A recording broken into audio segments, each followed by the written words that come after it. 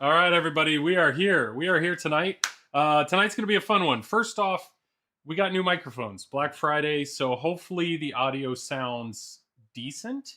I don't know. It's every time we change something, so hopefully you like the little circles compared to a big black box. But every time I make a change, I'm nervous about it. So hopefully, hopefully it's all good. But tonight's going to be a fun one. Tonight's going to be a fun one. We're playing Looney Tunes again, and honestly, when we finished. What do we have? What can't hear you? Oh, cause yeah. Oh. Okay. Yeah. Sorry. Oh. Our chat's the worst. Oh, thank you. Nice job, Brian. Okay, so after we finished playing Looney Tunes last week, Jared was like, "That was a ton of fun. I want to play that more." So honestly, I think when Zach let me borrow it, the game, the thought was like, "Oh, we'll do a week. Why not?" But truthfully, I wanted to do more, and I'm excited to do more. So we actually got a really good guest. We got a guest on here who's going to be here tonight, and he'll be able to answer any questions we have, any questions you have. But yes. Oh, speaking of subscribers, we just passed 5,100 subs. We've gotten like 100 subs in the last week and a half, which is ridiculous.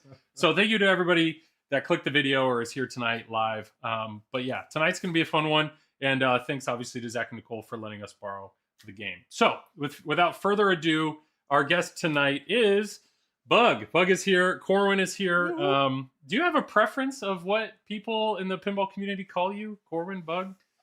I've always rolled with Bug. It's Corwin was always when I was in trouble growing up, but as of recently, I've noticed a lot of the podcasters and streamers have started using my real name more, and it's like, ooh, am I being like promoted in the community? They're like, all right, kid, like you can have a real name now. It's cool. No, that's awesome. Well, I'll probably end up calling you Bug. That's just in my mind. But for those of you that don't know Bug, he was one of the game designers, co-designed this with Spooky Luke. Spooky Luke was in chat last week, giving Jared and I a hard time. I don't know. What's your official title, Bug? It's like... It's a creative director is the BS title that I realized I had to put, because like when I do a lot of the I do all the licensing at Spooky. It's one of the things I do, and when you fill out certain things, they're like, "What's your position?" And I was like, "Oh, I should probably make up something for that." Creative director. Okay. So that sounds cool. Right. Yeah, I'll take that. So that's what I roll with. Wonderful. That's great, but I see Evil Dan Fan 1995. That's a name I don't recognize, so I'm assuming he's... Evil Dead Fan is one of my top stream viewers on Bug Scream and Stream. He's one of my top fan engagers. Oh, that's He's a great guy. Awesome. We'll take good care of him. Wonderful. Well, we are going to play the game. Jared and I feel like we had a good basic understanding of the game last week, but there's definitely stuff on the playfield that there's more. There's plenty more here, and that's what I'm excited about, to dive a little deeper. I apologize if you're a new viewer. You're going to see our skill level is not amazing, so just be okay with that. And Bug is reading chat, so if you have any particular questions, anything at all that you want to ask Bug, feel free, Bug. You can interrupt me or Jared at any moment and answer any question you want. But otherwise, we're just going to dive on in. Get a warm-up game out of the way, and then we'll start asking some specific questions. So, Spooky Luke, I'm not okay with it. Okay. Well, yeah. Spooky, he's starting already. Okay, we did scare him. There we go. Okay. Luke, what did you do to these guys last week? So it always starts dipped. The music will come in louder. I'm sorry, I'm just trying to adjust. Okay, let us know how well you can hear the game versus hear me versus hear Bug. So hopefully we can get that dialed in. But Jared, you're welcome to go first. All right, let's play this game. I'm sorry, fellas, but you missed.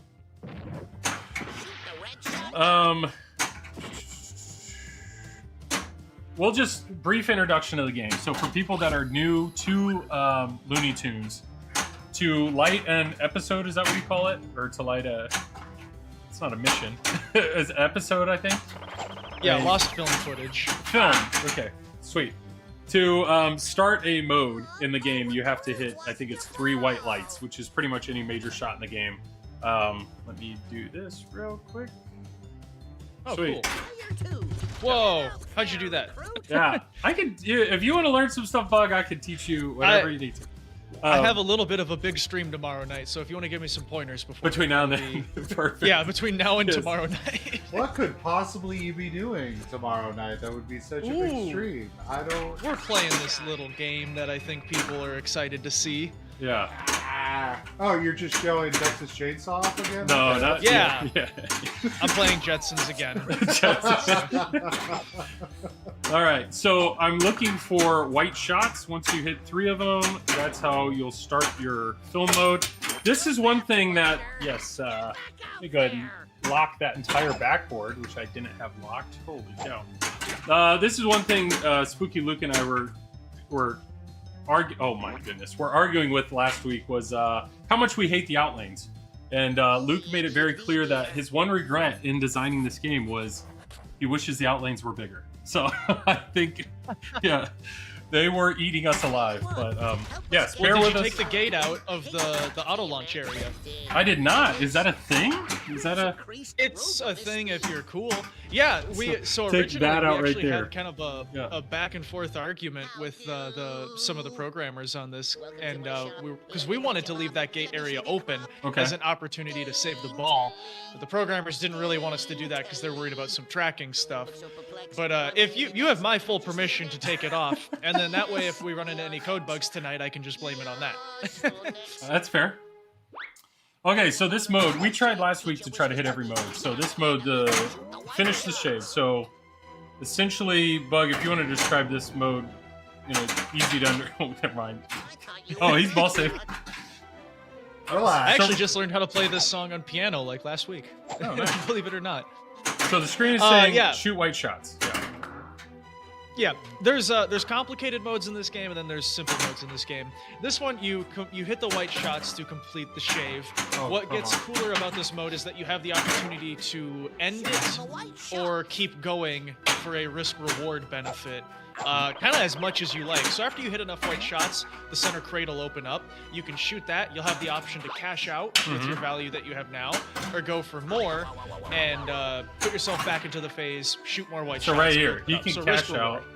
He can Exactly. Cash out, be done with the mode, and when you're done with the You're a mode, coward. you get it. You're a coward. Dude, you have not seen me play. I was very happy with that. I'm sorry. I would have seen you play. I was recording Loser Kid last week. I'm sorry. So Jared should have a.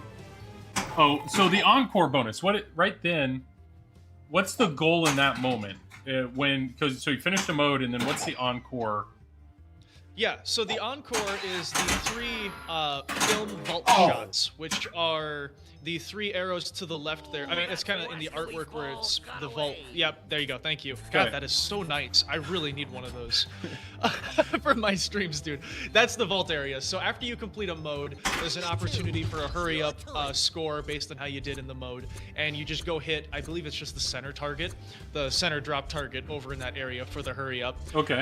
It's actually something I kind of want to boost the value on. I think it should be worth a little bit more to give players the incentive to go for it. Okay. But it's just a cool way to end each of the modes. I love hurry-ups at the end of modes. Like Alice Cooper was a game we did that had a great hurry-up sequence at the end of every mode.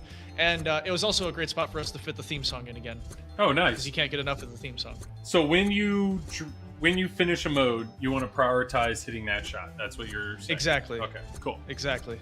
Greg Potts, I'm glad the tutorial helped, man. That's awesome. I was gonna ask skill shot. So obviously one of the skill shots is you time that. Yes. If you hit the action button, it changes Correct. to this now lit. Yes. So when you hit the action button, it'll shoot the ball up into the vault. Vault kicks it around the orbit, and you can shoot that inner loop for a super skill shot. Okay. So if I'm gonna shoot, okay, got it. So it's gonna come around gonna and I shoot get it one around. shot. Yep. Now here you go.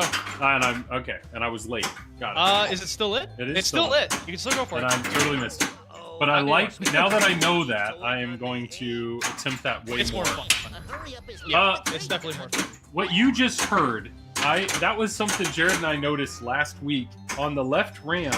It hits the glass. Is that intentional?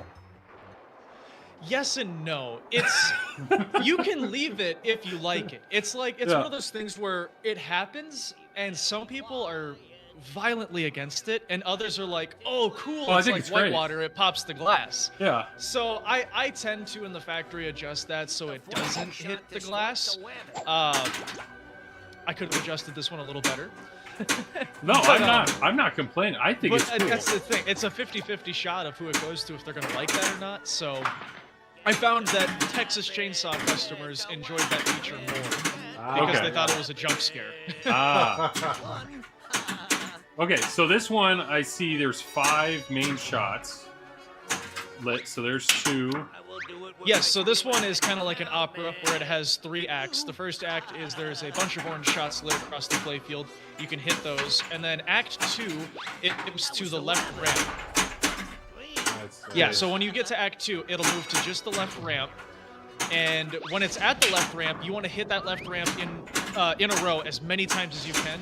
It is absolutely a massive opportunity to blow up the score because it is a huge multiplier on the score of the mode overall, to where you can start getting like hundreds of millions. So right now I'm in the left ramp. So you got 20 seconds. Hit that left ramp as many times as you possibly can in that 20 seconds, and your score will absolutely go crazy.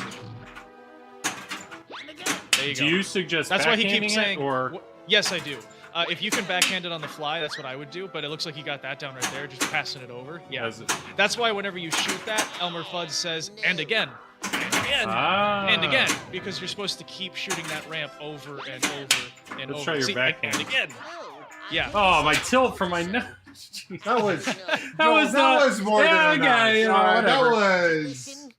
So how many shots to the left ramp? It's a time. You said you have 20. It's just a timer, yeah. So you have 20 seconds. In that 20 seconds, hit it as many times as you can. Okay. And then you will hit it the last time, which will lock it onto the rocket briefly for a mode sequence. And then it goes to Act 3, which is actually just I believe just a hurry up at the center vault shot up in the center. Nice. Okay. Do you find yourself? I think the last time I saw you stream this game, it just automatically started modes. Is that a setting? Because this you can change your mode easily. It is a setting, yeah. We default it to being so you can select which mode you want to do. I personally enjoy when the game randomly chooses a mode and that's what you play. Yeah. I've always found that when I have the ability to pick my mode, it makes me just feel like there's less to do. Like I end up picking kind of the same ones over and over. I like just being randomly gifted a mode and then, oh cool, you know. Yeah. Going to that. My personal favorite way is how we did it in Scooby-Doo and how we do it in Evil Dead, where a mode is qualified on the playfield and hitting a physical feature in the game, that's what changes your mode. Because that puts pinball gameplay into your choices, which is always better. Yeah. Because then you're forced to play the game to make decisions as opposed to back and forth with flipper buttons just thinking about what you want to do. I like that more. Indiana Jones is the game that made me love that. Well, a lot of Stern games, some of them are like, the pop bumpers change the mode, which is like, okay, you can get it back there, you can get out of a mode you don't like, but then it's random of whether or not you get the mode you like. While others, like I know on Turtles, there's stand-up targets where you can change your mode. I do, stand-up target-wise, those are carrots, right? There and there? Yes, sir. What do the carrots work towards, or what's the point of them? Hitting the carrots lights your outlane save. I actually don't remember the number off the top of my head. I think it's like 5 or 6 carrot shots will light your carrot outlane saves. So honestly, it's not something I ever particularly aim for. I just assume as I miss shots, I will grab enough of them to light my hammer or outlane save. Okay. But it is a very viable strategy because they're not necessarily that hard to hit. So it is good to go for those. Did we already do this one, long-haired? I think we did. Nope. No, I like this one a lot. Yeah. Whoever had the idea of making the game shake more as the mode progresses is so great. I love that. That was Luke Peters' idea. Oh, I love it so as much. the opera house is coming down, and he's doing the motion with his hand that the shaker just builds and builds and builds. It's so hilarious because you get to the phase where he's just hitting the note and you're building the level of it, Yeah, it's great. This is a mode that we knew from the beginning that we wanted to get to. Yeah, no, it's... And then your blue shots on the playfield, they should be randomly changing. Yeah, so like they just stripped it. I did, but I shook it and I was worried about tilting again, and it's game one. We're warming up. Cool. Okay, what other questions? I know. How many modes are there? How many different clips? Oh crap! There's quite a few now. I know. I couldn't. I stopped counting because they have like modes done for the future too. Like right now we're working on the wizard mode. I'm hoping to see that one come out either late this month or early in January. I gotta write some of the music for that this weekend actually, in between my work for Evil Dead. But yeah, we've got the wizard mode coming out. That's gonna be featuring the Duck Amuck episode, which is the episode where the artist keeps messing with Daffy the whole time. Where every scene he gets into, the artist changes it on him. And then sometimes there's no scene and he's like screaming at him, "Where's the scenery?" And things like that. So that'll be the wizard mode that's coming up next. We're still working through that one. Well, we did a ton of updates for this game this year. I think we did like, it might have been 10 or 12. Almost an update a month for sure. Well, when we were sometimes more. When we were playing the other night, I mean, we were like, okay, let's watch all the videos, and then it was like, I was getting lost. I was like, there's 10, over 10 at least. I think more than that. Yeah. Like it's pretty wild. Yeah, and we've got more modes coming past the wizard mode too. We were lucky enough to get quite a number of episodes from Warner Brothers. The original number was like 18 or 20. Oh wow. And yeah, we've gone back and requested more, and we've gotten more. So we'll be doing more and more as we can. I'm trying to get Franchi's favorite episode into there, which actually doesn't feature any of like the main Looney Tunes characters. It's an episode with a dog and a cat. Dog and cat episode. Because the whole time I'm playing the Looney Tunes, I feel like it's one of those where it's like, I couldn't tell you when I've specifically watched these episodes. Like I didn't sit down and was like, oh, I watched a bunch of Looney Tunes. But it's like, you know all these episodes. Yeah. Just from life, it feels like. It's insane the reach that Looney Tunes has had historically. Like when we were talking about how this is one of the biggest cartoon franchises of all time, it's really true. There's so you know how like Nimrod is used as an offensive term, right? Yeah. Like someone who's dumb, Nimrod. Yeah. The reason that is used so Nimrod was a character in the Bible essentially that was a great hunter, and Bugs Bunny always called Elmer Fudd Nimrod because he was a hunter. But he was using it kind of insultingly, so people picked up on that as an insult, not really knowing where it comes from. And that's why people use Nimrod as an insult now. Like Looney Tunes changed the meaning of a general term from the Bible. It's so big. Yeah, no, it's had an insane historical effect on TV, cinema, culture, everything. It is kind of wild within Looney Tunes. Like there are things within Looney Tunes that it's like this was the first, and every iteration you've seen since, everyone's calling back to Looney Tunes on stuff. So outside of cartoons, I mean, obviously animation, they were ginormous, but comedy in general, it's kind of like they're kind of the masters of a lot of it. So yeah, very iconic bits that people still use today come from Looney Tunes and this era. I mean, I'm not gonna lie. I mean, Spooky is a big company, and you guys are doing, but I was a little surprised when you guys got your hands on Looney Tunes. Like that was like, whoa, all right, like. This is a big get for something. Yeah, it's a big one, and it feels like one of the staple Warner Brothers licenses. Like, Looney Tunes and Warner Brothers is so synonymous in the way that they've always kind of bounced off each other and made jokes of each other throughout all the movies and things like that. I mean, like how many of the movies and shows took place in the Warner Brothers lot? And things like that about like making episodes and whatnot. We need to do Who Framed Roger Rabbit. That's the next. Yeah, well, step. I was about ready to be like, I know you guys got this Evil Dead. I mean, whatever. Only one of the most groundbreaking horror films of all time, but whatever. After that, I mean, Animaniacs you could do. You could like. We've got quite a few already booked up for after that. All right. No, I'm not worried about it. Like you guys got this, so that's exciting. But I'm not gonna lie. So Evil Dead's funny. I don't think Joel's ever watched Evil Dead. I have not. Sure. It's on my to-do list. But I don't think you need to watch it to appreciate the humor in the game, because the humor in the game is very like Rick and Morty style. So you're answering the question for me, because Evil Dead and Evil Dead 2, which seems to be what you're pulling everything from. Dude, I hit so many movies. yellow shots. What? I hit so many yellow shots in that mode. What was I doing wrong? I don't know. It's alright. We were talking. It was the Tweety Bird one. Like, there was a roaming HE shot.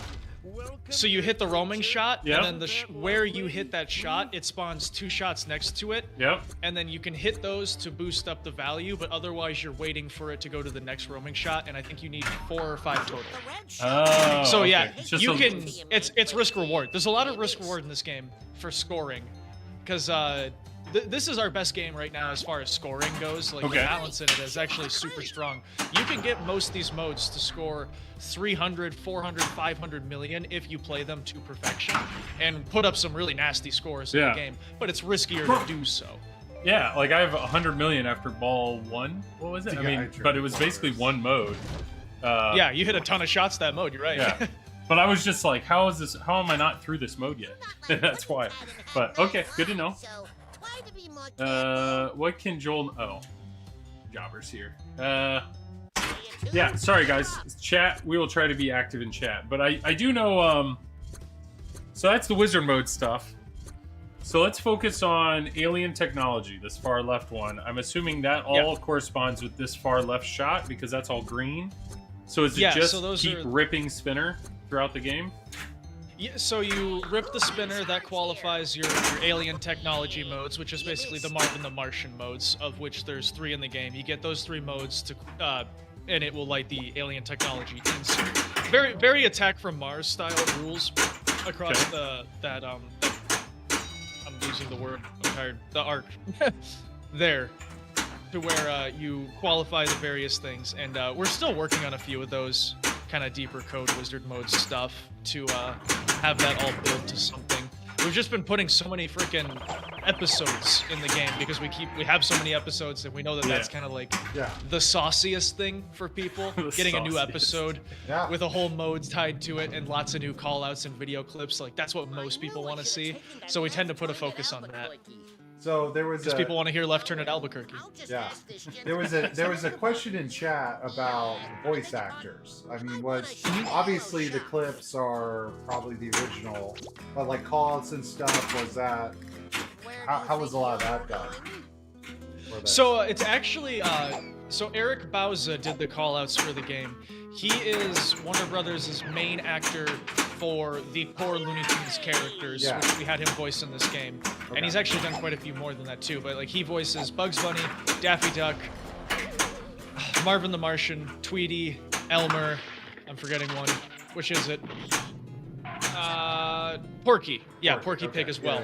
And he also did some Sylvester voice work in this game, Taz voice work, Granny.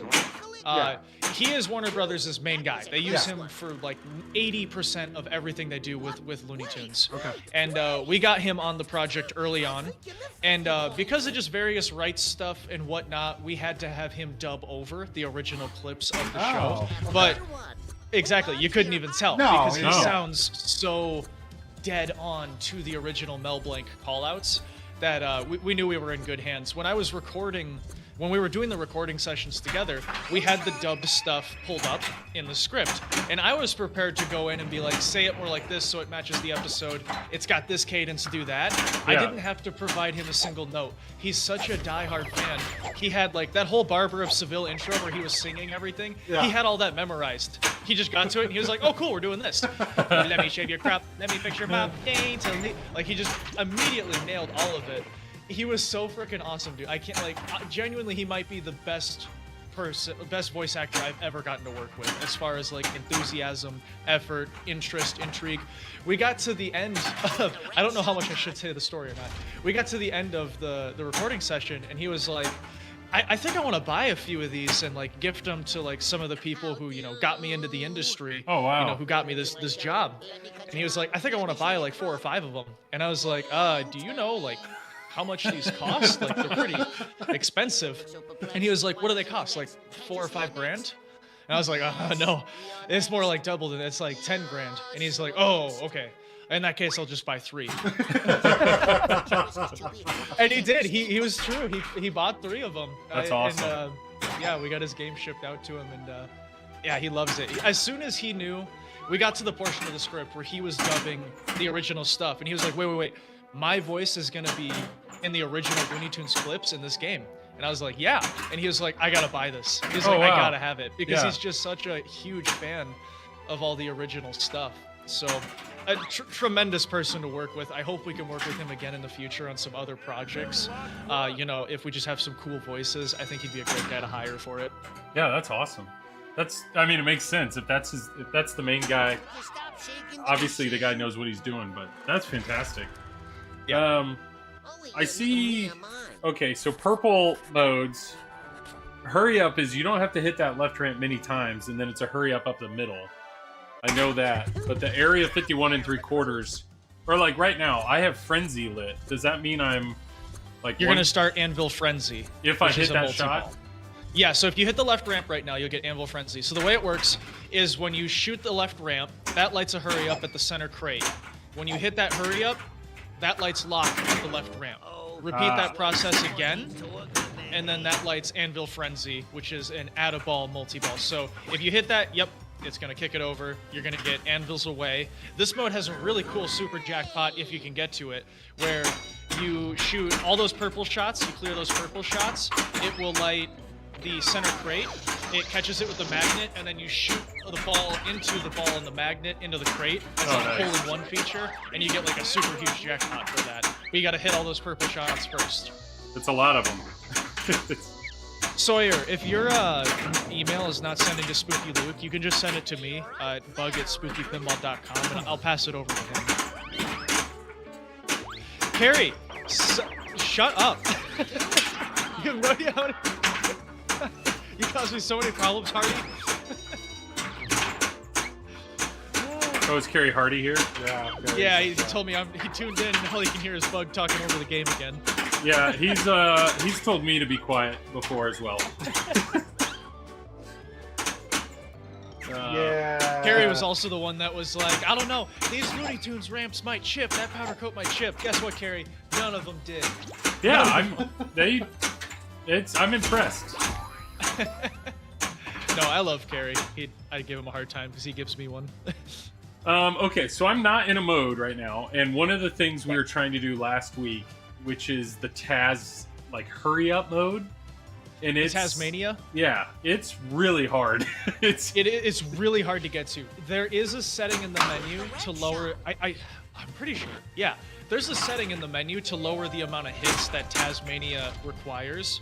I can turn my game on over here and check and see that real quick where exactly it is, so I can get you there quicker if you want to. Zach Because it's a really cool mode. I don't doubt it. He made that the bounty last week, and we tried for like 30 minutes, and I don't even think we got the meter halfway up. You know. It takes the normal setting is like 10 Taz shots. So if you hit the center crate, it lights red shots on the playfield. Those red shots are your Taz shots. You get 10 of those. That'll get you Tasmania. It's pretty difficult. Yeah. It's like wizard mode level difficulty. You can set it to be easier though.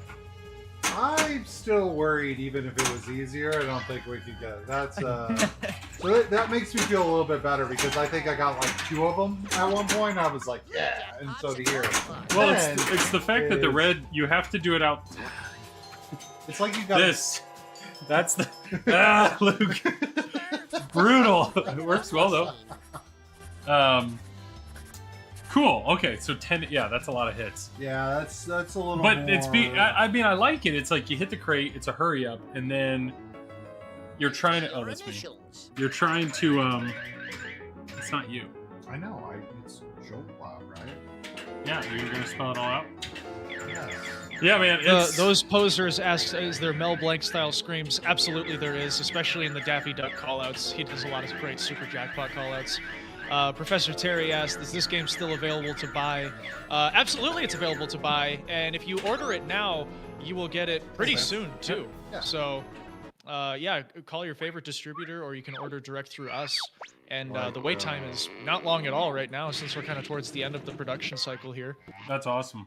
What's what are there like I know there are plenty of people that beyond Spooky, you know, any manufacturer, they don't want the first games off the line. They wait till the end of the run or later on in the run because there's stuff about the game, or you know, you guys have obviously learned stuff about the game. Is there anything like hardware wise in this game that you've adjusted or tweaked now, like that you've learned as you've made these games? Oh yeah, Yeah, there's quite a few things that and whenever we add a new physical feature, we reach out to all the customers beforehand and make sure that we get those parts sent out to them, or at least like put it out there in as many places as possible. Like, hey, reach out to us if your game doesn't have this. Like if it needs like a little ball guide post thing that we added on game, 60. That we decided would help with a ball trap or something along those lines. Because ball traps, we are, Luke and I will both admit, we are bad about designing around ball traps because we're usually so focused on just features and what's cool. And then we figure out ball traps dead last. That's like the last thing we work on in every layout we do. That's fair. We make a lot of adjustments like that later in the run and everything. For Looney Tunes, I'm trying to think of what some adjustments we do now that we didn't do at the very start. Real quick. So this mode, it's pink to collect gold, yellow to give it back. So how many times do you have to? So you hit pink, it turns gold, and then you hit it again. How many times do you have to give it away to beat the mode? Do you know? Yes. So I'm trying to remember how many times. I think it's 5 gold shots gives it away. Okay. So the more pink shots you hit before you give the gold away, much greater the score is going to be. Yeah. Exactly, risk reward. So you can hit just, pink, then gold, pink, then gold, pink, then gold. And I think it's 4 or 5 shots off the top of my head to do that. But it's a lot. You will score a tremendous amount more if you hit as many pink shots as possible first. Yeah, it makes total sense. I had interrupted your thought of adjustments that you've made now. Yeah, I mean, like slight tweaks to ball guides, like the TNT ball guide, we took back a little bit more to free up the space so there wouldn't be a ball trap over there. We added a ball trap guide under that upper left flipper, kind of or I guess it's more so like between the drop target and the top stand-up target. And then, yeah, it's tough to say off the top of my head, like just little physical tweaks to bends in the metal and the ramps to make sure everything flows as good as possible. We did pretty good on this one out of the gate, having it production ready as far as the design stuff goes. Luke keeps getting better and better every single game at having that stuff refined at production start, especially on Evil Dead. I'm really happy with how Evil Dead has been going with that so far. Nice. I mean, those games are on the line right now, right? Evil Dead? Yeah. Evil Dead is on the line right now. We've playfield area has been assembling them. Wiring area has been doing the wiring. We just set them into the test rigs. We're kind of chipping away at various mechanisms to assemble to put into those test rigs. We built some lower playfields. We installed the first ever lower playfields in SpookyPinball history on the production line, like just this week. Yeah, a company first for us in over 11 years of business.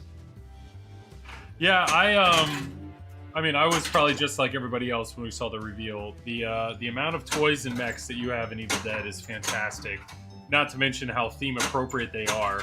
And then the art, it's Christopher Franchi's I'd consider him decent. Maybe he can draw a playfield. Sure. So no, it's the art and the color choices that he used. I mean, it's how do you make such a gross, gory movie beautiful? And he somehow did it. Like the art package is fantastic. Yeah, there's I'm gonna real quick just answer something in the chat here. Professor Terry, Luke says he's having issues getting like an email thing sent in the chat. Just email Morgan at SpookyPinball.com or me, Doug, at SpookyPinball.com with your order request, and we'll make sure we answer that like right away for you.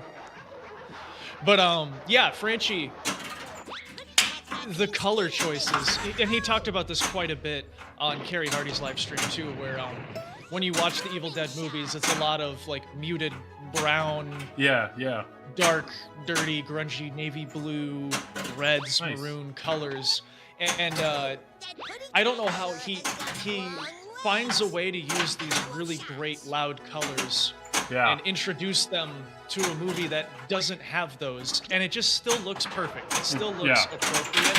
You're doing well. I know. No, Franchi knows his color theory is fantastic. Professor Terry, if you're buying something, use the discount code Flip N Out, and you'll save 0.01% on that order. 0.1. Don't tell Morgan. Just expect. I mean, that's like $10. I have no idea what that is. 0.01. 0.01 Gary Hardy of- wants to know, of all the games you have made, which playfield takes the most time to assemble? We haven't finished doing... I'll know if it's Evil Dead within a few weeks here, but I have a sneaking suspicion Evil Dead will be the longest to assemble. Otherwise, it was Scooby-Doo. Scooby-Doo, we really broke down into like a 2-day... not 2-day, obviously, a lot more than 2-day. Scooby-Doo is probably the other one that took the longest to assemble, though. Bug, how do you decide on this specific title and how it fits into the Spooky catalog? Oh, man. Oh, hey, Bill. Good to see you. We just chatted on the phone earlier this week. Oh, man. How do we decide themes? There's just such a multitude of things that go into choosing a theme. Obviously, like, we pay a lot of attention to what everybody asks for in the public, and we do our absolute best to really listen for what people are asking for. And on top of that, though, we also tend to stick true to things that we love, because we know we're not going to make a proper product unless we're very knowledgeable and love the daylights out of the thing that we are building and working on, which I'm very fortunate that we keep managing to score licenses that are things that I do love, because it sure makes the job a lot easier when you are super passionate about it. And just having a good sense of what's good for pinball, you know? Like, there's a lot of things about Looney Tunes. Like, when you're sitting around with your friends and you throw up an idea for a theme, and they start making jokes about, like, oh, how you could do that in pinball and why it would be funny, those are obviously all good signs for why that's a good theme for pinball. There's a lot of, like, movies and bands and things like that out there that you could say that, and it's laughable how bad for pinball it would be. Like The Notebook would be terrible pinball. It just would not be too great. But, you know, you throw Looney Tunes out there and you talk about having rabbit season, duck season, back and forth between Bugs and Daffy shooting ramps, and it's like, oh, that makes perfect sense. It's good for pinball. It's iconic. It's nostalgic for the age demographic of people who buy pinball. And, yeah, I mean, just a multitude of things. Bug, do you see yourself doing more family-friendly themes in the future like Looney Tunes or Scooby? Absolutely. We're not married to doing just, like, hardcore horror themes by any means. We've always had a healthy mix of adult and family themes in Spooky Pinball. I mean, looking behind me, we tend to bounce back and forth. Like, Rob Zombie, pretty hardcore, but then you go to, like, the Jetsons after that. Very normal, you know.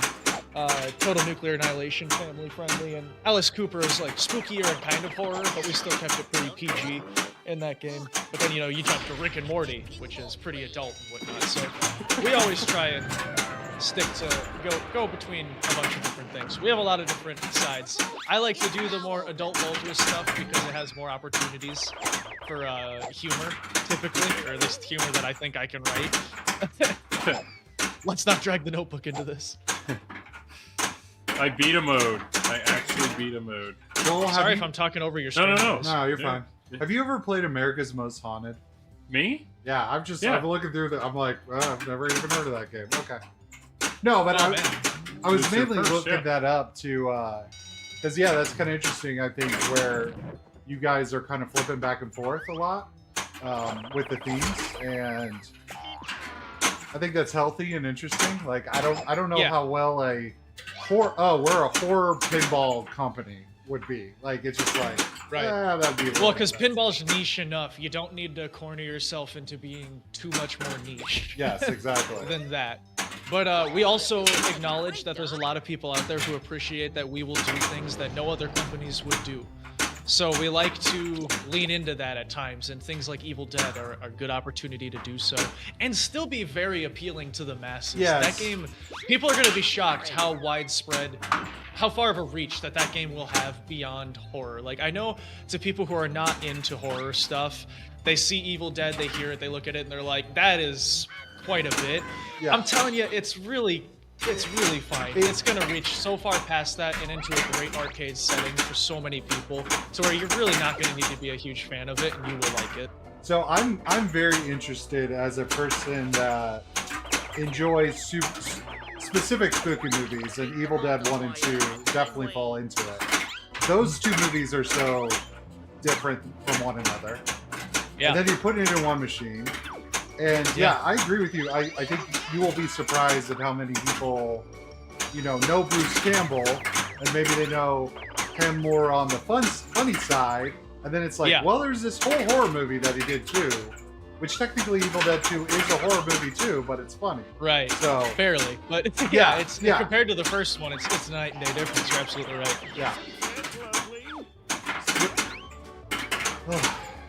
This game, man, This the way game's- you can combo certain shots together is, I mean, I'm not gonna lie, the reveal happens and I'm like, 4 ramps?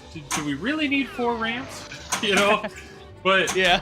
now that I'm playing it, it's like, some of these shots, the way they shoot and combo together, are very, very enjoyable. Ooh, I like what Zach just put in the chat. That's good stuff. What do you write? He's said, we have sold more Evil Dead pinball than any other Spooky Pinball title. It will likely be a top 3 seller for us all of next year. Just aboard. Just Come on. aboard and order yours this week. I need one more purple shot. Jump aboard. I thought we were just aborting, which I don't know what just aborting means. Okay, Zach, cool pinball term. No, that's Right yeah, but maybe this is just me, but the past couple, now that I've been playing Looney Tunes, I'm kind of becoming like a Looney Tunes. Like, hey, like Joel and I, TNA people, like live and die. Time out, Looney real Tunes? quick. Oh, Joel has to I have ask a green rules blinky question. lights, so I'm assuming if I hit the left ramp, it'll start that mode. Absolutely. Which I can't see your screen. Which mode does it say is lit on the left orbit? What does the left orbit say? Space modulator. Okay, yep. So can I start a film mode and bring that in, or no? It's a separate No, thing. the Marvin modes do not stack with the film modes.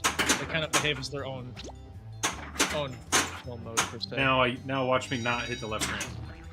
Yeah. Sorry to interrupt, but something's I hate to blinking. point it out, but the left ramp is the easiest shot in I know. the game. I hit it. No, I you got it. can't. I hit it. I got to it. You can't say. We had that. Dwight Sullivan on during the Venom reveal, and he's like, "Hit the center ramp, Joel. Joel, it's the easiest shot in the game. Shot in pinball. Joel, it's So the easiest shot in the game." Like, I like Dwight. Dwight, I'm trying. Like, please. Dwight's I'm trying. funny. I really like that guy. Yeah. Great shot. The passion always he good to has see it is so awesome. That's an interesting question. Is Evil Dead the first game with the sling flipper on bottom of the playfield? I don't know, pinball nerds. I think it is.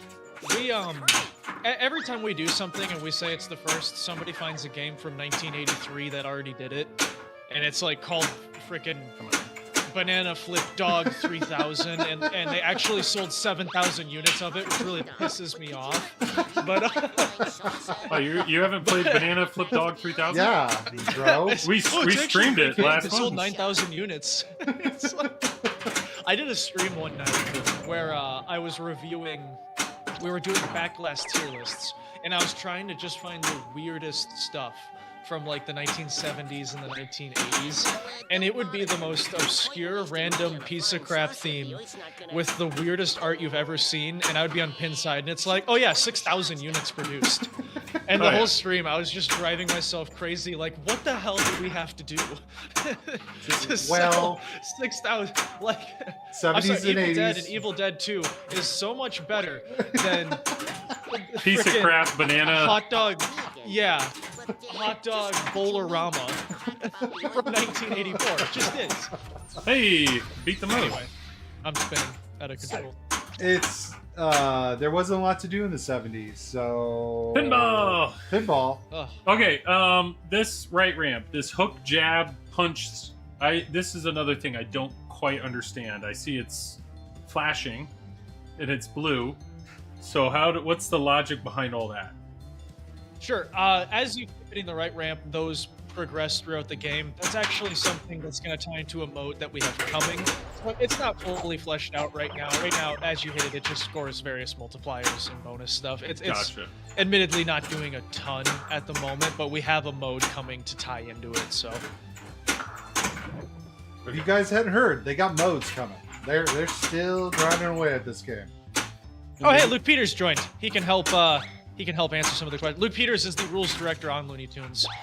This was his first like full game that he really it got to be his baby. That he wrote all the rules for and everything. So Nice. if I screw anything up, he will happily happily pointed out. But yeah, right now it has to do with like combos. Stop. There you go. You didn't put the rubber bands. We talked about No, this. there's you're no- gonna put the rubber bands on this week. There we go. Hey, that's one way to hit that shot. I think my episodes are lit. Yeah. Sweet. Come on. Come on.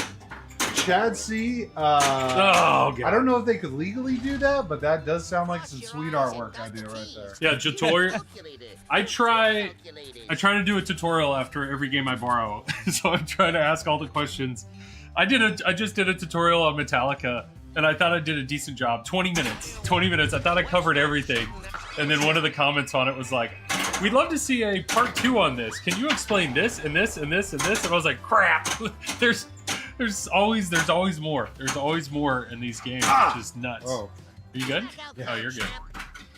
I got my balls. I got.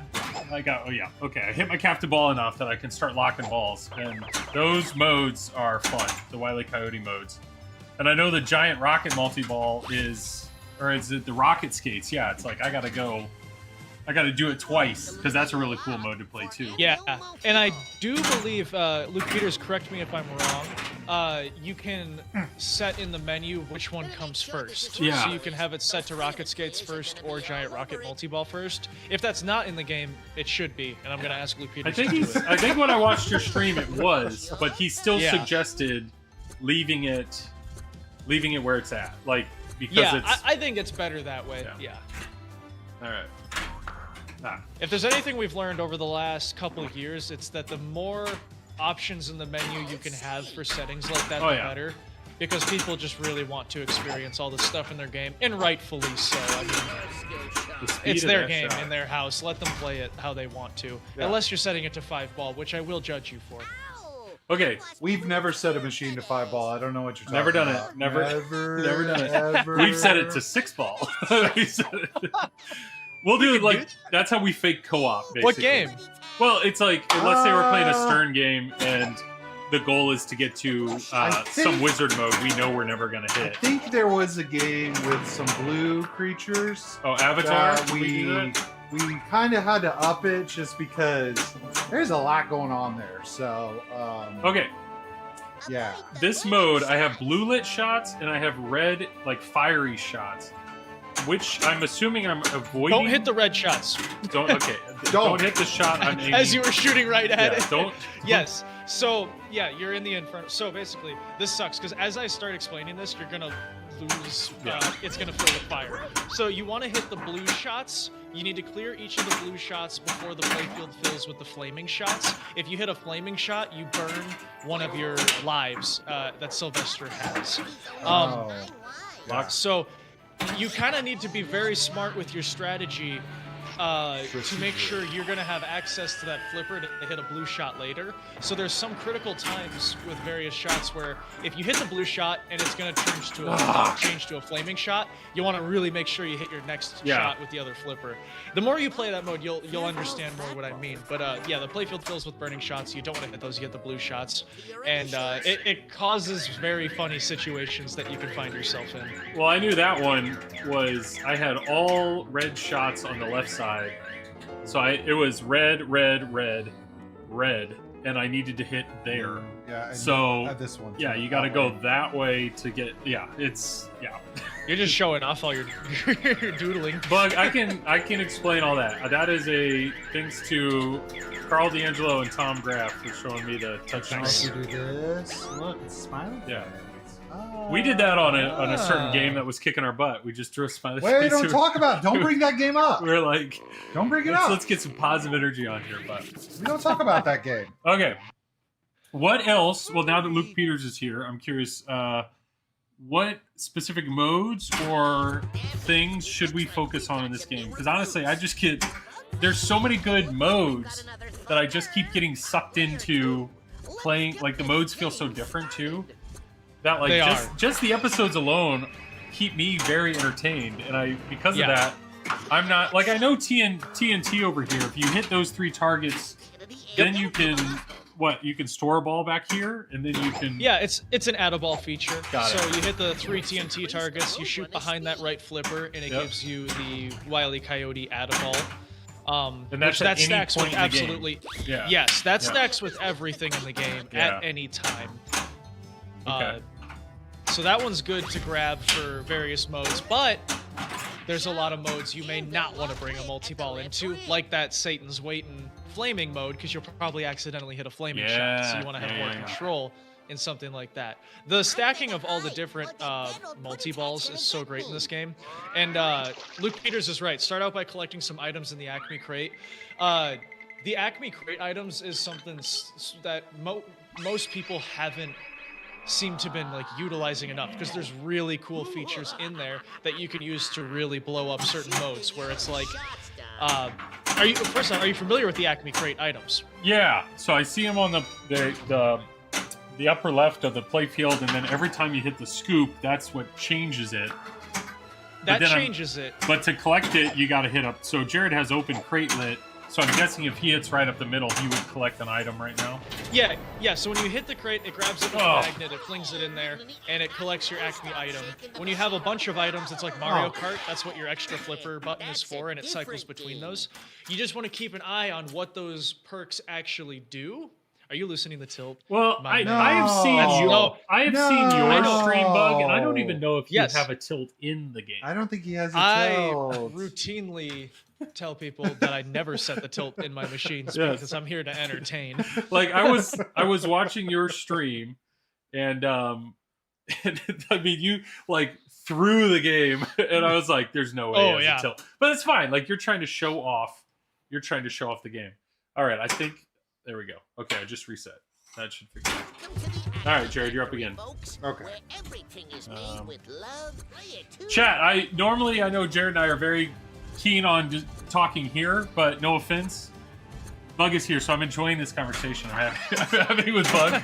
And Bug, you're doing a great job, obviously, talking to chat. So if there's any questions at all that you have for Bug, even if it's Looney Tunes related or not, I mean, he's here. He's here watching us fumble through this game. I will talk about anything. So, big stream tomorrow night. Is there anything... I know you had... there was one gameplay... video so far. You have to pick a character. You want to go right. The hare, I definitely think the turtle is easier than the hare on this mode, personally. Well, it's random every time. Oh! The shots are different every single time. So you want to look at what the shots are for each of them, see what's and presented then to you. select that character. Because I'm trying to say this without sounding like a douche. I feel very confident I will be able to hit that upper left ramp in a row every time. So I pretty much always choose where, if it's there, whatever because that I feel confident I can loop that over and over. And if you do that, you'll score over 100 million in this mode easy. Nice. So I typically choose that. But if the other two shots are like really hard ones, like the left and right orbit with that upper left ramp, I might not go for it, and I'll bank on hitting the other three. But typically, I always choose the one with the upper left ramp because I feel confident. As Jared's ripping the left. This is actually my favorite mode in the game right now, too. I absolutely love this mode. Well, the fact that you just said it's encore. So this is where Jared wants to be shooting for here. He wants to be shooting. Yes, sir. Yep. So you need to. So basically, you got to go. He's got to go upper left ramp to feed this to go over. That's one way to do it. You can go left orbit, upper left ramp. You can hit it with the lower right flipper, just right. Like you can graze those shots going up the playfield. I have two I saw a right chat now. question. That's because you've y'all spelled hiring TNA. any remote gigs? Would love to chat. If so, getting pretty burnt out at FinTech. We do various remote jobs. I mean, like most of our programmers are remote. I would say art, but we do have a full-time artist now who's pretty good. Who's that? Animations, though, we are pretty much always hiring out for animations. So yeah, just shoot me an email, bug@SpookyPinball.com, and we can always see what you're doing. When is Spooky making banners? We have banners, son! They should be available on our website, too. We always bring them to shows. We always sell them at shows, but we do have banners available. Nice. Who's the looniest of the Spooky team? Ben Heck, without a question. Ben Heck. Yeah. So I just saw he collected it looked like a firecracker. So that's spot a shot. That's obviously a very useful item. So to use it, I gotta press the button, right? Yeah, the action button. Yep. It's action I button. do know. So there are 2 buttons on the right side. 2 buttons. Is there? Yeah. What does that second button do? Yeah, when you collect multiple items, like you hit the center crate a bunch, it's like Mario Kart. It cycles through the items. Oh, you can use it. Okay. Smart. Yeah. Zach right there made a great comment. So flipping out, Zach always does a really good job doing a bunch of giveaways at the end of the year. So make sure you're following here on YouTube, the Facebook, the Instagram, all the things, because yeah, there's plenty coming. All right, let's hit this skill shot here. There it is. The speed of that upper loop is It's a weird one. I like it. I like it. It's kind of slow, and then it picks up some momentum on you. Favorite non-spooky topper of all time? Who did it best and inspires you? Love the zombie, by the way. Awesome job. Favorite? Oh man.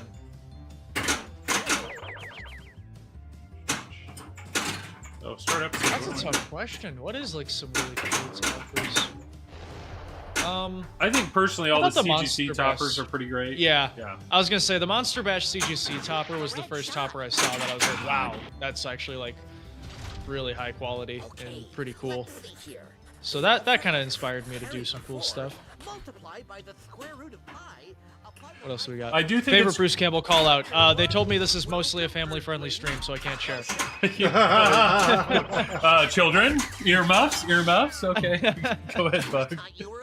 My favorite family-friendly call out in Evil Dead is in the Linda mode and Hello Lover when the Deadite version of Linda is really giving him a hard time about a lot of stuff.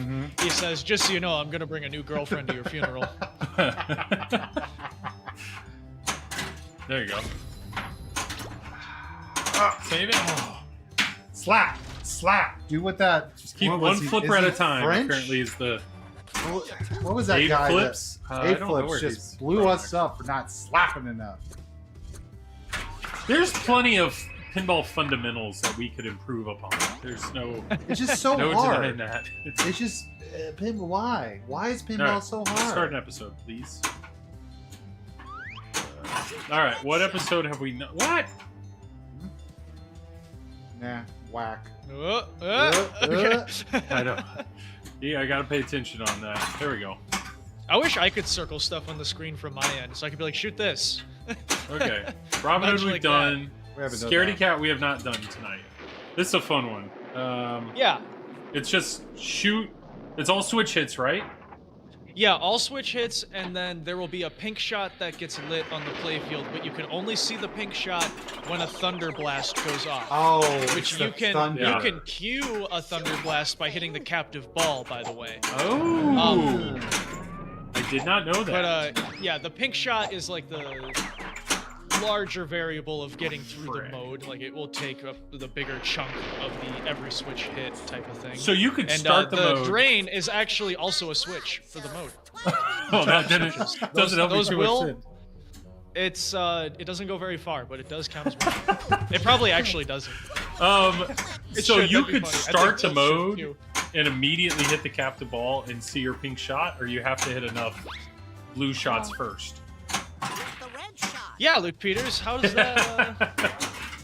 I think you have to Huh? wait a little bit for the pink shot to show up. Because But, I maybe see you the can hit the captive. I see the bar, and it's like, you know, I hit Yeah. the left spinner and I dropped it down to like 91%.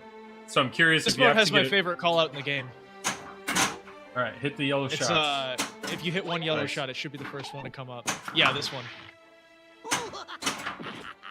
This is my favorite call out. Bad old putty tat. Oh, nice. I don't know why I find that one so funny. Jared, I just love it. what? Don't look now. Jared's like comboing shots. Oh, we looked. We looked. That's right. Chris Don't Ranch look asks, at me. what's your favorite Ash call out that Bruce Campbell came up with himself? It was we had a very simple line, and it was just don't walk off all half cocked. This is a little vulgar. Don't walk off all half cocked. And Bruce Campbell reads it and he goes, don't walk off all half cocked. Don't walk off all half cocked. Walk off full cocked with your cock. Yeah, Bruce Campbell doesn't love his job at all as a person. Like, every interview I've seen with him, I'm like, that dude has somehow figured out some secret to life here. Dude, yeah.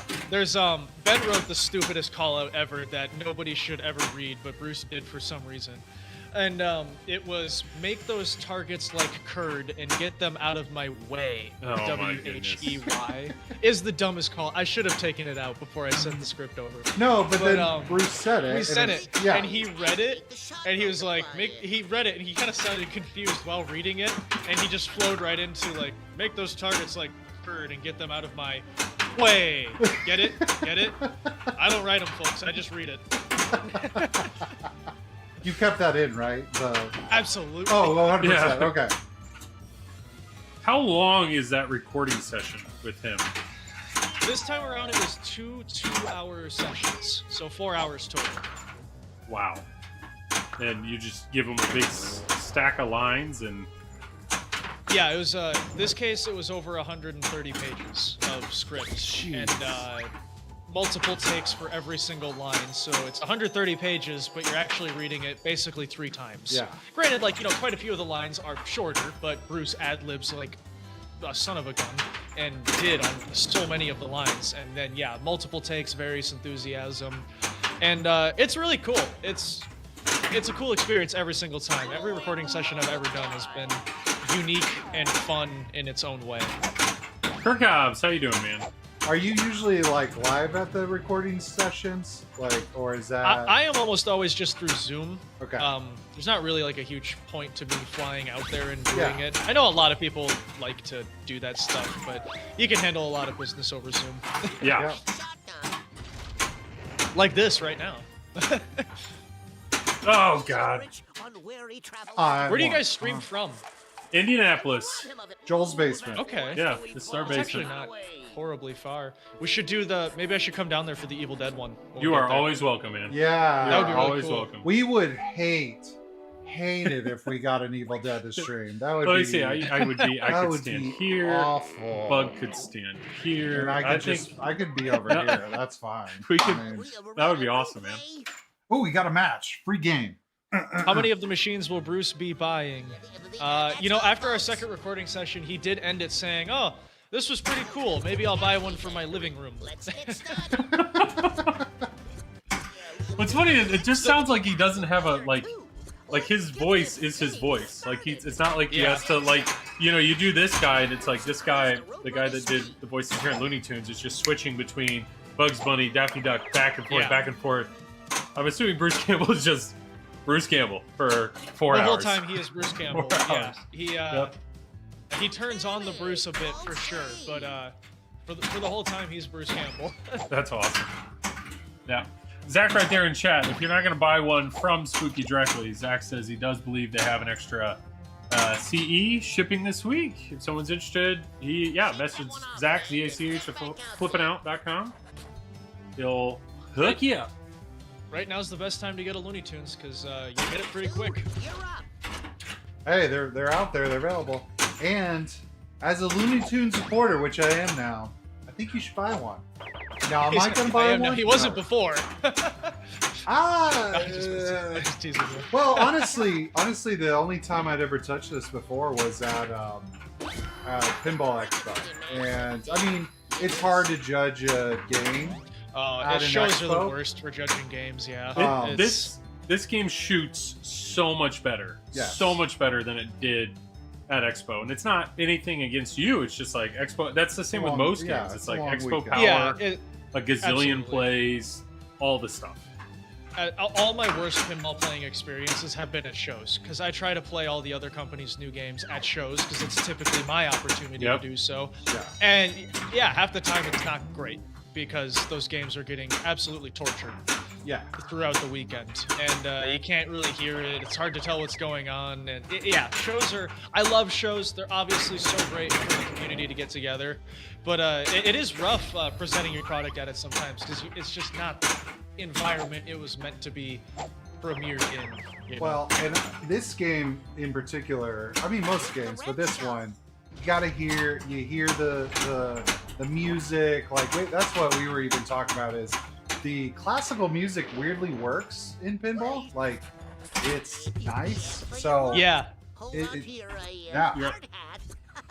I really love classical music and everything like that too. So it was cool in this game to get to use a lot of that. Yeah, that Some was cool songs that's that I got to answer Zach's question. Yes, this is number 19.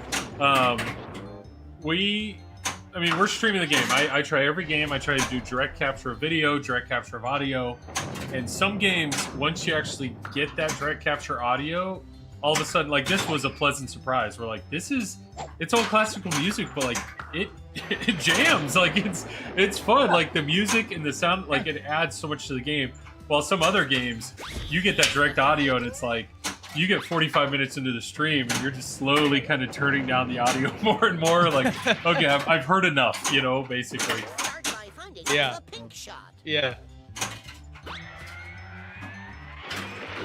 Any Okay. Scooby CEs left? Yeah, absolutely. Pink Shot is right Still up the available ramp. to order, and you can get it very, very quickly right now. We might even have some in stock at this moment. I don't want to say that for sure because the last time I said that, I found out we just sold like all of them, and then we had to make more. And we actually just put in another order like a couple days ago to pick up more Scooby-Doo parts very soon here, so we can keep building more because it keeps selling every single week. So we found a bug. I wasn't looking. I was answering the question. What happened? Nothing. I had started a mode, and instead of the ball holding at the crate, it kicked it out. And so I hadn't selected the mode yet, and then it drained, and I selected the mode, and that mode was running when Jared started. So Jared had like start episode lit, and yet the mode was running. We had an overlap going on, but it's all right. Well, at least we got it on camera, so we can send it to Eric tomorrow. Yeah, whoops. Hey, people can say a lot about our streams, but can we find weird things? Yes, we can. Eric, you said Eric, so that's Eric Krepke, right? Yes, sir. Yep. So Luke, Rick and Morty programmer. Yeah. And he Labyrinth. came back in to do Looney Tunes for us. Yep, Labyrinth programmer.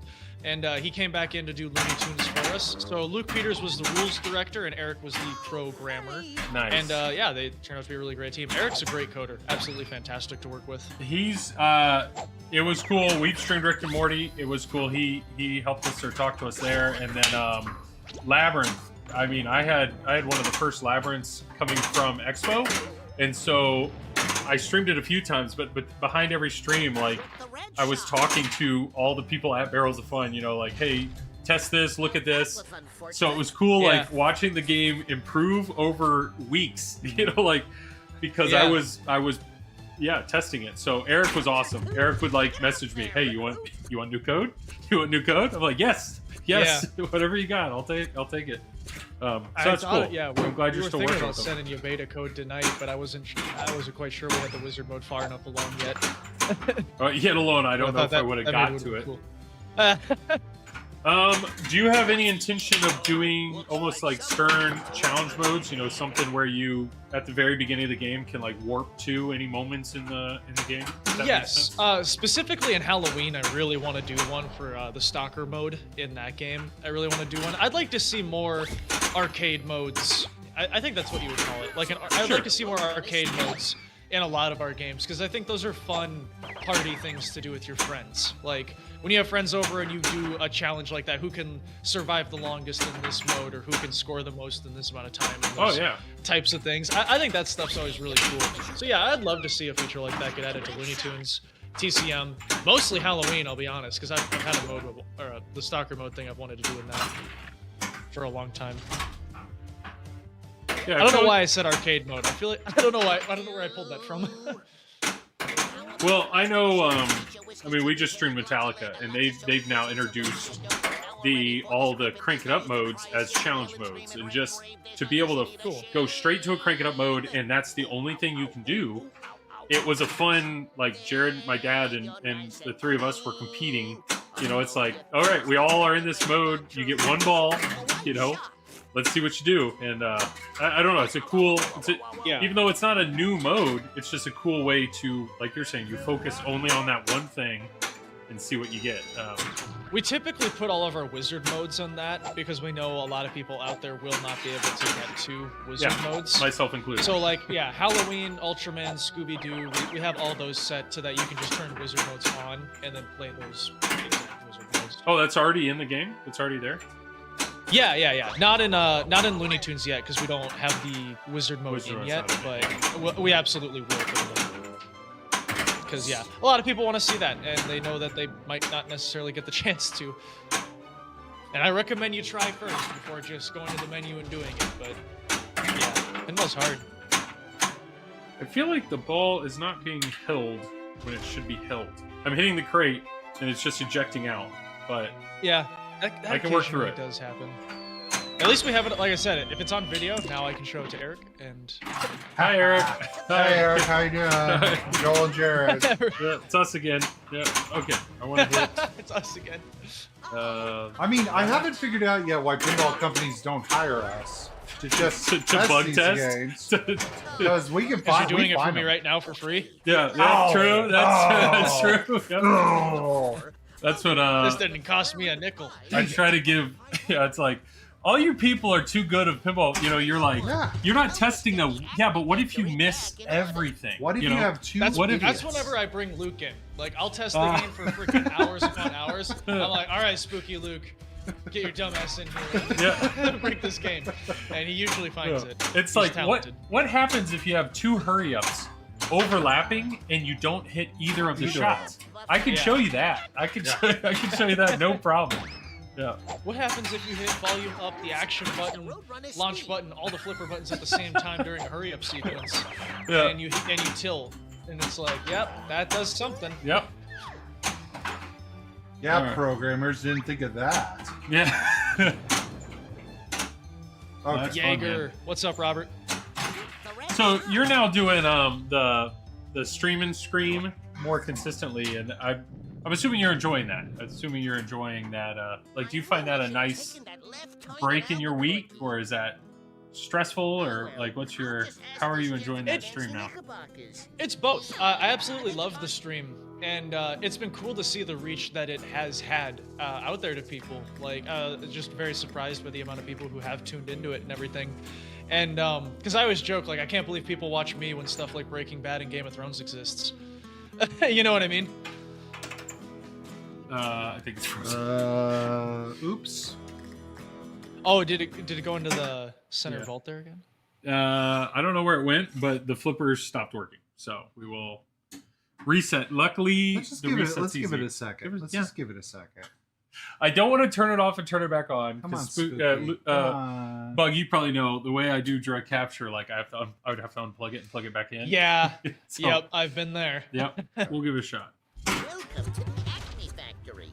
Player 2. All right. All right. No, Victor.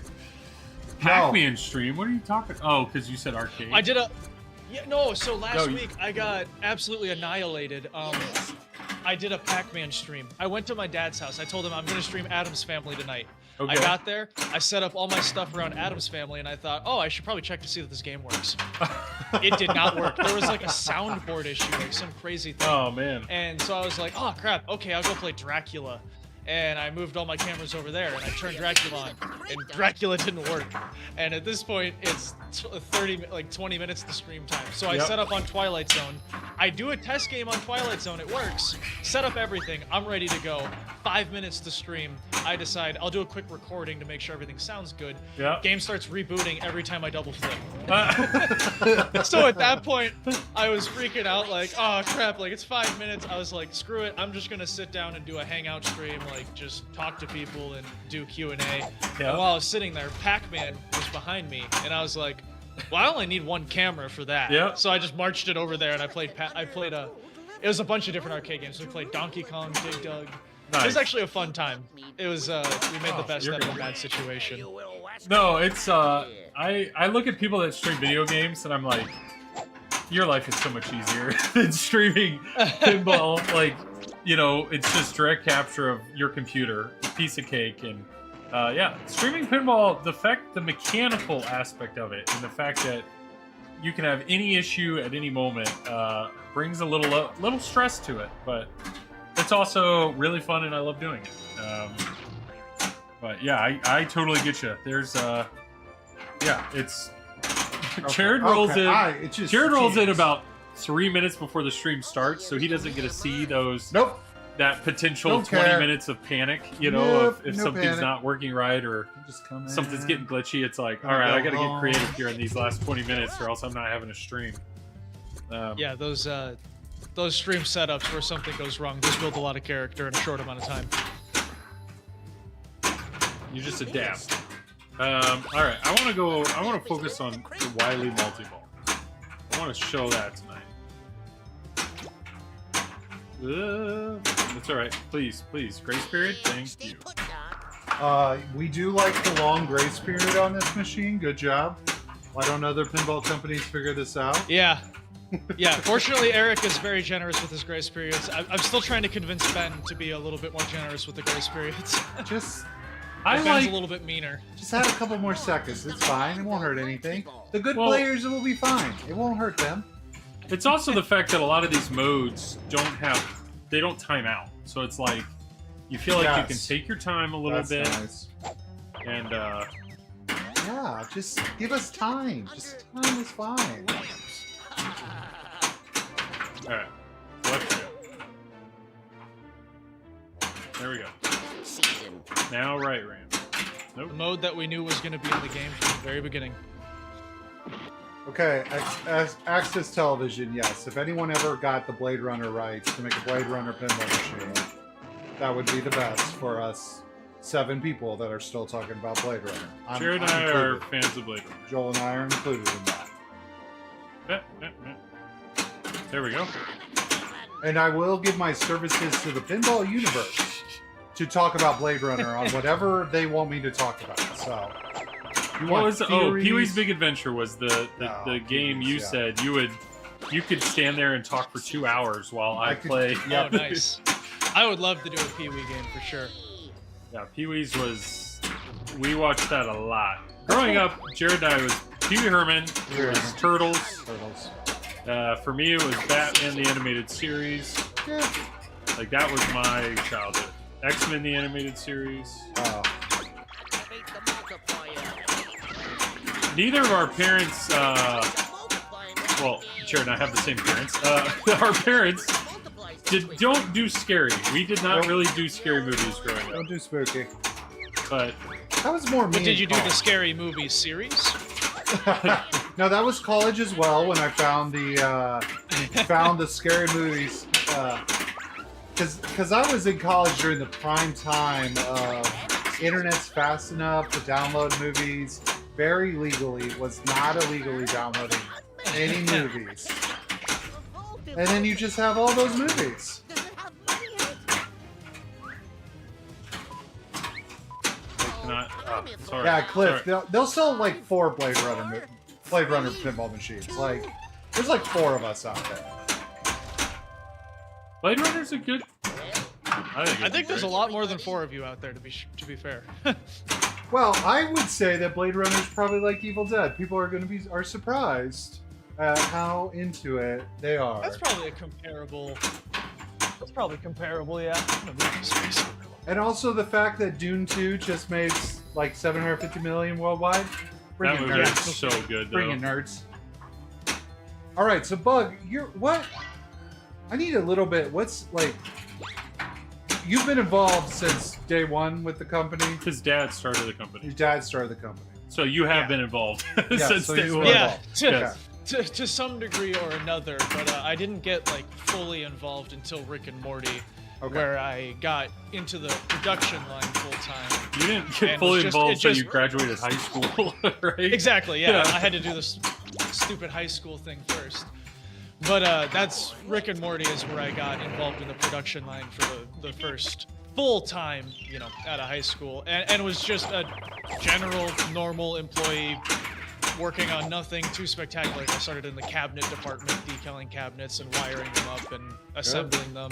Eventually got moved out, up to the play when I say play testing, it's not just the playing part of the game. It's the putting the play field into the game, building everything on top of it, testing it to see that it works. All of that, which everybody now who is in a critical part of the Spooky Pinball company has been through pretty much all of those phases at some point or another. So that we all have experience with the production line aspect, so that when we're doing game design stuff, we know that it'll actually be you're thinking about that. Possible to build it. Yeah. So, was your dad the horror guy? Were you the horror guy? Did the spooky just came out of nowhere? Like what? I mean, because at the end of the day, I'm looking for the most important question: what's your favorite movie? Because that's a very important question. So just to try to get where this came from. Yeah, just growing up, it was always what we were both into. But like, yeah, I mean, he's the main like into horror and everything like that. Grew me up loving all of it, very into it and everything. Just really integral to everything about us growing up and everything. And Spooky Pinball just being a really good marketable brand and everything like that. No, too. it's I just so then we get to the question, the favorite movie. This is a very important question. And My if you can't give a favorite movie of all favorite, time? top 5, it's fine. Oh, I have top 4, like off the top. of There my we head, go. I'm pretty I sure. knew you had My it. absolute favorite movie of all time is Ed Wood. Ed by Tim Wood. Burton. Yeah. That's my Whoa. absolute favorite movie of all time. Paul. All right. Yeah. If you haven't seen Ed Wood, anyone out there, if you've not seen Ed Wood, watch Ed Wood. It is worth it. Yes. Yeah, it's my absolute favorite movie. And then American Psycho. Absolutely have always been a huge American Psycho right. fan. It explains Sweeney your... Todd, oddly enough. Sweeney Todd. Yeah, I know. Yeah, Okay. the Discord profile picture. Yep. The only not Spooky Pinball profile picture you can find. Sweeney Todd, and then Casino Royale, the James Bond movie. Whoa. Really? Those are your top 4. That's a lineup. That's my top 4. Yeah. That's a solid lineup, my dude. And they're not. Thank you. They're not like horror. No. Like No, I honestly no. Like Sweeney Todd's the most. Sweeney Todd's is horror-esque. great. I Yeah. enjoyed Yeah. that movie a lot. I mean, Ed Wood is creepy. It's about a guy who made horror. It's a creepy movie, but no, wow. I've never heard an Ed Wood. That's that top movie. That's a hey, respect. Gamer Ed Wood. Are these What about you appropriate guys? for 14-year-olds to watch? Oh. Oh yeah. No. None of those are. None of except those for Casino are. Royale. For me, it's Blade Runner's #1 by far. Star Wars in general just kind of gets a general, just like it's that blob of Star Wars. And yes, I'm an original movie. I'm that old. Your favorite one, Attack of the Clones? No, those are movies. And then what was the other one? Oh, Life Aquatic with Steve Zissou is like cool. Wes Anderson. Major Wes Anderson, and then usually it's like probably Pee-wee's Big Adventure somewhere in there. And then Those we get are into borderline all great pinball themes. yeah, exactly. Well, I mean, I have great taste in everything, so Wow. My favorite movies. I don't know. I mean, I'll watch anything Christopher Nolan makes. Yeah. Anything he makes is fantastic. So probably. Did you do the Barbenheimer double feature day? I did not. I actually haven't seen Barbie, but I did see Oppenheimer. You saw the better one. I would say like the Dark Knight trilogy, just in general, is so good. I really enjoyed Blade Runner as well. Mad Max Fury Road. Yeah, that's the oh man. Mad Max Fury. It's oh man. It's hard for me to say because whenever I bring up Fury Road, people are like, "Really?" And I'm like, "It is one of the greatest things ever made." It's so From good. Fury Road is a masterpiece. Start to Without a finish, doubt. it's a perfect movie. Where do I- Ooh, 2122 Jump Street. I think that would make a sick pinball machine. Yeah. I'm nervous here. I always love hitting the point of the night where it becomes a talk about what are good themes for pinball. Well, I mean that always comes up, but Bud, because I've always found the real question in life is what's your favorite movie, and if you got a good list, then I know we're going to be okay. We have stuff to talk about.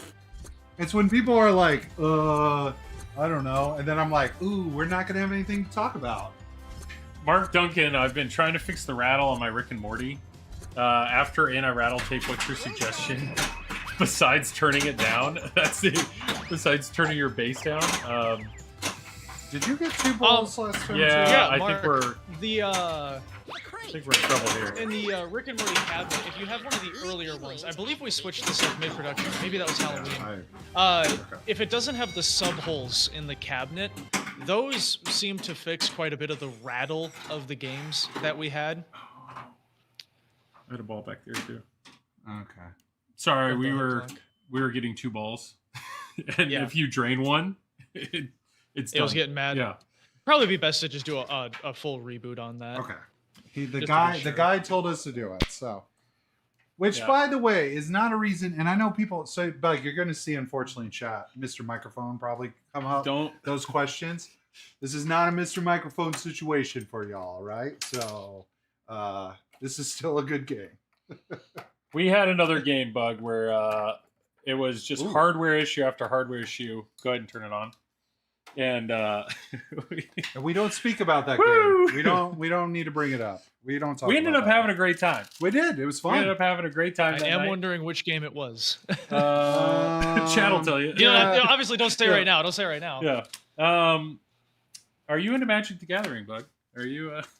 I used to be. I sold all my Magic Gathering cards to one of our programmers many, many years ago. All right. But what time period did we- you play Magic the Gathering? That's now my next question. it was probably like 7 years ago, 7 8 years ago. So you're like Kaladesh, maybe? End of where you were playing? I'm not gonna know. I was Oh, bigger okay. into Yu-Gi-Oh growing up, honestly. Yu-Gi-Oh! Heart Much of the bigger cards, into man. Yu-Gi-Oh. Whoa, you're a Yu-Gi-Oh dude? I've never. Okay. Oh, Heart of the yeah. cards. Yeah. So Yu-Gi-Oh is the most fascinating card game for me of all time because I know it's popular. I have never seen anyone actually play Yu-Gi-Oh. But I watch Oh, YouTube really? videos. Yeah, I used to play online against strangers. Like, Oh, that's awesome. For hours and hours and hours. Luke and I used to play against each other at pinball shows when we would go back to the hotel room. We would play like the dueling game online against way. each other in the hotel room. Well, And usually we get mad at each other because we couldn't remember what the rules are exactly. dude, the So we- rules are so complicated, and I say that as Yeah. okay. So we have Magic cards. So No, tonight, Jared's opening a pack. here. tonight we're doing Murders at Karlov Manor. So we got a sweet clue token to start us off. So here we go. A basic mountain, always beautiful, always great. Ooh, that is a good one. All right. Cerebral confiscation. So the reason we picked this is Murders at Karlov Manor is kind of a spooky set, a little bit spooky here. We need So- more light. Yeah, that's a foil, which isn't helping. Oh, so okay, we got our rare, unfortunately. Fugitive Co-Breaker, not worth anything. Oh, it's a double rare. We're waiting. Thundering Falls. We're waiting for Jared to actually pull Not worth money on the anything. stream. No, Hasn't we haven't. happened yet. Yeah, I haven't. Corner Crook. Now we're into the stuff. Perimeter Enforcer. Ooh, Call Surprise Witness. So this is cool. These are beautiful. They're worth nothing, but the art is so cool. Vitsu Geysa Inspector. Pick your poison. This was a $3 card. This is actually the most expensive card in the pack, and it's a common. So How much is that card worth? It's like $3. Oh, Behind the Mask. Crowd Control Warden. Seasoned Consultant. And Murder. All right, boys there we and go. girls. We did it. We did a pack. We made nothing. All right. We have rebooted the game and hoping for good things here. Here we go. Why can't I ever pull anything good on stream? I don't have a good answer. Do you for do this every week? So, Do you open the cards every week? Jared, this used to be, somebody said this as a joke to motivate Jared to play better. So if Jared achieved something or beat me or something like that, he could reward himself by opening a pack. So it's sometimes it happens every week, and sometimes it goes a few weeks without it happening. Yeah. It's supposed to be motivation, but yes. all right, we did a reboot. I think we're in a good So spot. now I'm focused. There we go. Let's do it. No, hey, there's no shame on Yu-Gi-Oh. I literally watch videos and I still have no idea how it works, Cards and are- it's awesome. Or Jared's version of Joel's spreadsheets. Yes, yes. What spreadsheets? Am I going to Magic Con? I may be. Friday there's a Legacy event, so if you're there, come say hi. I'm gonna be losing epically at Legacy. It'll be awesome. And we have All a right. band announcement next Monday, so we will have to talk about that next Here's week. a countdown for you. Boom. Let's there do we go. it. All right, let's play pinball. Is there a mode bug that we haven't shown that you said your favorite mode is Hurry up and lit at the crate, Doc. was the race, the rabbit. Yes, and yeah, the- Tortoise and the Hare is my hands down favorite mode. I want to do the Trying to opera think. singer. When you get to the mode select screen, we'll have to scan through Okay. and see. I need to learn All that. right, Like, let's- Otherwise, the Rocket no- Skates multi-ball mode is pretty cool too. I like that one Yeah. quite a bit. I'd have to I need to qualify it. There's no tilt bob, remember, Jared? So we need to beat the game oh, up. did we take out the tilt ball? Yeah, Okay. we can move it a lot now. All right. Oh, by the way, tonight's Pringles selection is Pringles Scorching Medium Barbecue, given to me by my boss, actually, of all people. So, Come on. thank you, my boss. Chris Zeke, we do happen to be the #1 company at creating games with castles. With castles. Yeah. Spooky, Alice Cooper, nice. Yeah, yeah. Oh, don't do that. Woo! Woo! I gotta pay attention. I gotta remember, once you lock in the crate, the chance of you locking here and it doing that, you gotta Those pay are attention. hot. You gotta use that flipper. You gotta save it. But Right all right. on. Time to show off your. Okay, Sawyer, yeah, please explain you go to me. It's fine. Cards are JK's versions of Joel's spreadsheets. No, if you guys have never really heard me talk about Magic, like really, This is not the moment. trust me, it gets. So like And now is the time. Now is not the time. So do you know, like, when I'm standing back there and Joel's 10 minutes into explaining code and like rules and all that stuff, and I'm like, I can spend that much time talking about a card, and y'all will be asleep really fast because even Magic nerds don't want to talk about it as much as I Oh. want to talk about it. So, anyway, There would be somebody that would appreciate it. I don't know. I've bored Magic players even. But like, I feel like you just revealed Evil Dead. You said you had been hecking today, so you're like talking rules. I mean, I'm assuming you're just living it all day, every day. Yeah. How are you not burnt out? Like, how do you Good question. I don't know. How do you do it? How do you do that every day? Oh man. Well, I mean, there's a lot at stake pretty much all the time, right? So that's a pretty big motivator. When you have everything to lose, I mean, Do that one. we're pinball's our entire livelihood. It's our entire living, and on top of that, we take it very personally. We're very engaged with everybody online all the time because we really just want people to like our product and come support us every year. It's what keeps us doing our job. So that's a pretty big motivator to keep you going. But I mean, it's just like, what else would I do? At this point, Sure. like everything in life that I grew up passionate about and into is all things that I do actually use in my career. And this is probably the only career I could have gotten that uses all those things. So it's pretty easy to put in as much as we are with a lot of those factors, of course. Yeah. I'm definitely tired, but it's obviously all worth it. I'm really looking forward to the live stream tomorrow. There's a lot of highs. Yeah. That there's things that I've gotten from pinball that I'll never feel doing anything else. Like some really crazy wild rides that you never quite get doing anything else in the world. So there's just a lot of really great things that make it all worth doing. That's awesome, man. So, are you wearing any costumes during your stream?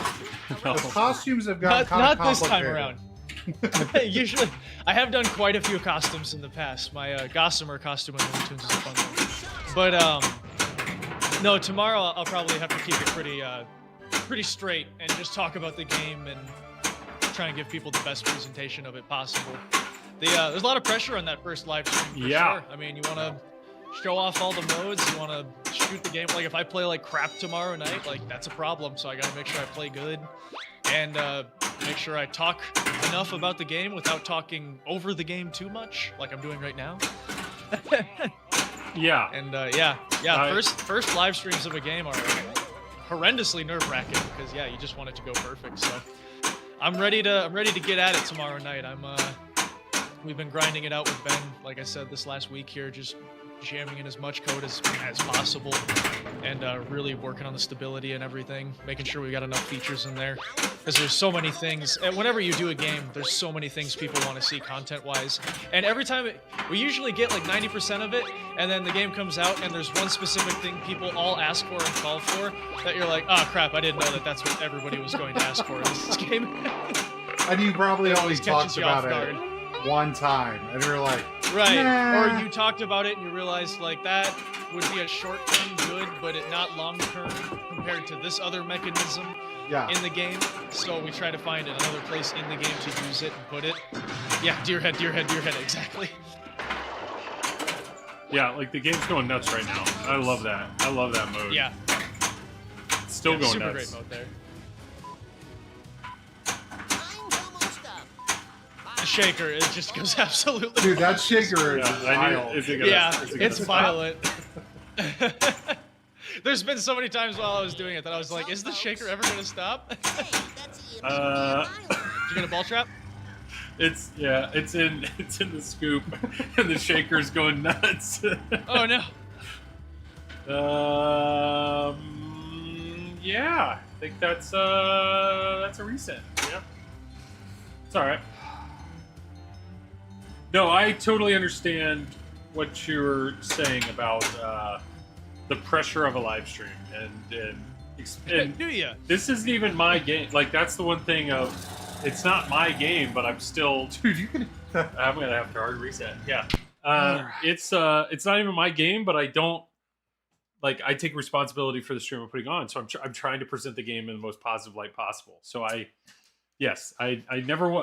feel like there are times where I have to apologize where like I'm trying to do the best I can, but then again, it's probably nothing like yours because you made the whole thing. So go ahead and turn it on, Jared. Oh, but no, that'll be great. So tomorrow you're streaming it, and that's on YouTube or Twitch or where are you streaming it? That'll be on my Bug Scream and Stream channel on Twitch, and it'll be at 7 p.m. Central. And yeah, I gotta get the game into my house for the first time ever, because our shop is a dome of no Wi-Fi ever getting in ever. So I'm not gonna risk. I tried to stream TCM from the shop last year, and we actually had a snowstorm the same night, and it just obliterated the stream. There's like 1,000 people that could not watch the stream. It was horrible. So I'll be bringing it to my house where there's good fiber internet, setting it up. And, there you go. Yeah, ready to go at 7 p.m. Central tomorrow night. That'll be awesome. I will definitely watch that. And obviously, I hope anybody else can. But yeah, hopefully we can get another 1 or 2 games here in real quick before midnight. Yeah, and come on. It's okay. We just got a little gato. Okay, there we go. There we go. We should have. All right. All right, everyone breathe. Everyone relax. I'm not breathing. Lost my Discord. It's fine. Welcome to the action. Okay. Player There we 2. Let's get this game. I just feel bad. Have you had dinner, Bug? Have you eaten? Yeah, we had some pizza while we were at work. Okay, because we started the call 15 minutes before the stream, and he's like, "Dude, I just walked in. I realized. I hope you had a chance to take a breath. Well, to be fair, I would have had an extra 15 minutes before we jumped on, but I was most of the way home when I realized I left my camera and laptop at work. Oh. And was like, oh crap, because usually I leave all that stuff here because I do all my streaming here. But I had it at work because I was doing some test runs on Evil Dead, so I had to turn back around. It's like, oh crap, Joel's gonna be so mad at me. No, you're all good. Jared did just manage to get a danger when there's no tilt bob in a game. Oh, you can? Yeah. That's impressive. It's impressive. I've done it on my. Yeah, I've done it on like every stream. I get tilt warnings when I have no tilt bobs in. I mean, hey, I that told rod you. still connects. I can break a game.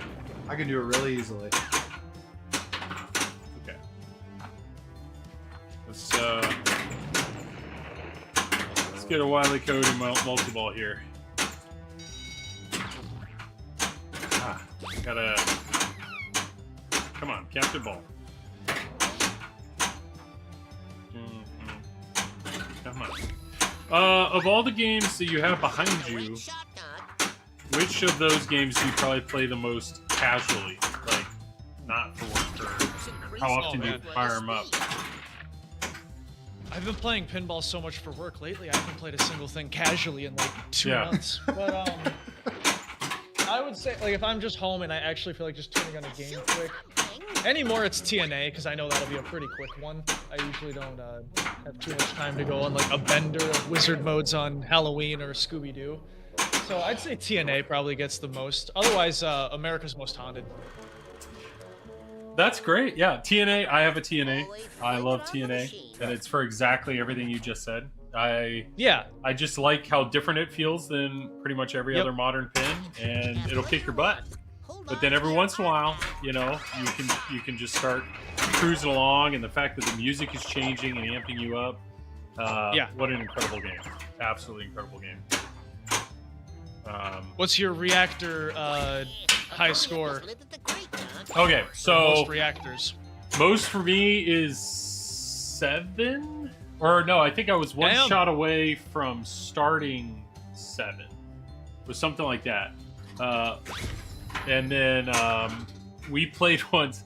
I did one time where I set the game to 12 ball. I basically did a 4-player co-op, and all I had to do was hit the scoop to start the 9th reactor, and I biffed the shot and drained. Yeah, so the people that can just like blow through it, it's so impressive. I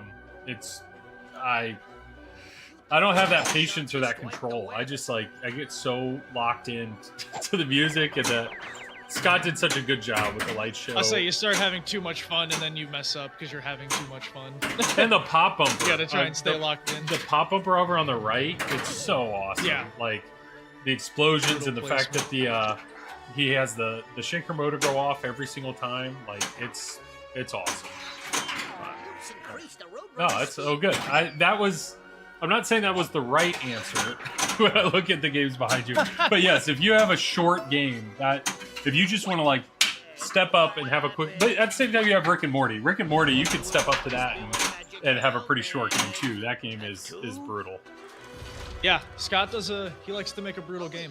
Once you get the Evil Dead here, which I guess I'll have to take it back to work because it is our prototype. But once I get Evil Dead in here, I'll have every single spooky game in my game room again. So that'll be cool. Where do you think, from a layout, because it is a fan layout in a way, like, do you think Evil Dead is a moderate shooter, an easier shooter, a more challenging shooter? What are your thoughts on that? I think a lot of people will have an easier time with it because a lot of people are used to playing 90s Fally Williams games, and they're going to find that this feels pretty similar to those. And yeah, it is for the most part a pretty good, just normal fan layout. We just did as many interactive mechs around that fan layout as possible to change up the shots and everything and add a lot more dynamic feel to it. Because anymore in modern pinball, like, you have to be able to keep it very interesting and changing up quite a bit. To hold people's attention with it and everything. But it's I'm curious to see where people will see think the difficulty lies, because right now it's like 50-50 of the people that we've had play it say it's really hard or really easy. I'm of the opinion it's pretty easy right now, which me saying that tonight means I'm gonna play like crap tomorrow. But no pressure. It's kind of got a great snowball effect. Even then, like when you start off, it's going to take a little bit to get everything rolling, but once it is rolling, it just snowballs and builds up to stacking a bunch of things together and really going into just a great overall experience. I just drained a really bad, easy ball. I am super curious about the sling flipper and how you adapt your mind. Because obviously we're so used to a sling is danger, but this is more like, oh, it's going towards the flipper. React, flip it away, or I'm assuming now when you step up to other games, it kind of like bites you in the butt. I get sad that it's not there. Yeah. I get really sad that it's not there on other games, but it will take some getting used to. But if you own an Evil Dead and you're really putting some good sessions in on Evil Dead, you will get used to it and start using it in really creative ways that you just feel cool using it. Like, it just, the sling flipper will make you feel like you're better at pinball than you actually are. Which I think is a good thing for people. Yeah. I think some people need the boost. Nice save. I would, yeah. I know, when we had a Jaws to stream, that little flipper, just the size of it and where it was, it's all of a sudden you could do some shots you can't do. So you know those unique flippers, when you put them in a good spot and they just challenge you. Yeah, I like those a lot. Yeah. Okay. I am draining left and right, man. The ball is. I just want one good game to spin this. Okay. One game. One good game.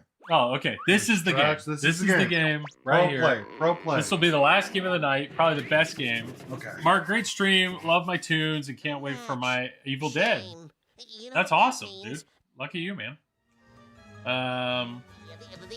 Okay. This is basically, we're gonna play this game so well right now. It's essentially gonna be a tutorial. Yeah. I was gonna suggest you each take one flipper and do a co-op game together. But... We did split flipper last week and it did not go well. No, oh, you guys tried it last week. Oh, we tried it last week. I love split flipper. It is fun. So fun. It's a fun way to play. All right, here we'll do player 3 split with my flipper. dad on Rob Zombie, and that was a great time. Go. All right, that's what we did last week. We'll end it with that. So player 1 will be Jared, player 2 will be me, and then player 3 will be split flipper. Yeah, co-op. You ever thought about putting that in your games either, or as well? We have co-op in quite a few of our games. Scooby-Doo has it. TNA has it. I TNA. want to say Alice Cooper has it, but I'm not. I think positive. it does. I'm pretty sure it does. I'm pretty sure though. Yeah. But yeah, we have co-op featured in quite a few of our games. Nice. Yeah, we understand that a lot of people love it. Don't want to necessarily play against each other. I'm a horrendously competitive person. I love playing against people, so I never play co-op too much, but not against. I just like it from a depth standpoint, where it's like, okay, can we, if you put a wizard mode in the game, it's like, am I ever going to see that on 3 balls? Maybe not, but if we do 2-person co-op, we have a better chance, that's for sure. Or 1-person 4-player co-op. Yep. And then you're 1 shot away from starting Reactor 9 and... 9. No, the problem with that TNA is the music's too good. It's too good. It gets you in the zone, having too much good time. I love it. Yeah, you can get locked in so easily on that game. Or locked in as in you're loving the song and then you realize, crap, I need to pay more attention. I want to do Scaredy Cat. I want to see this. I had fun with this the other night. It's hidden pink shot, yeah.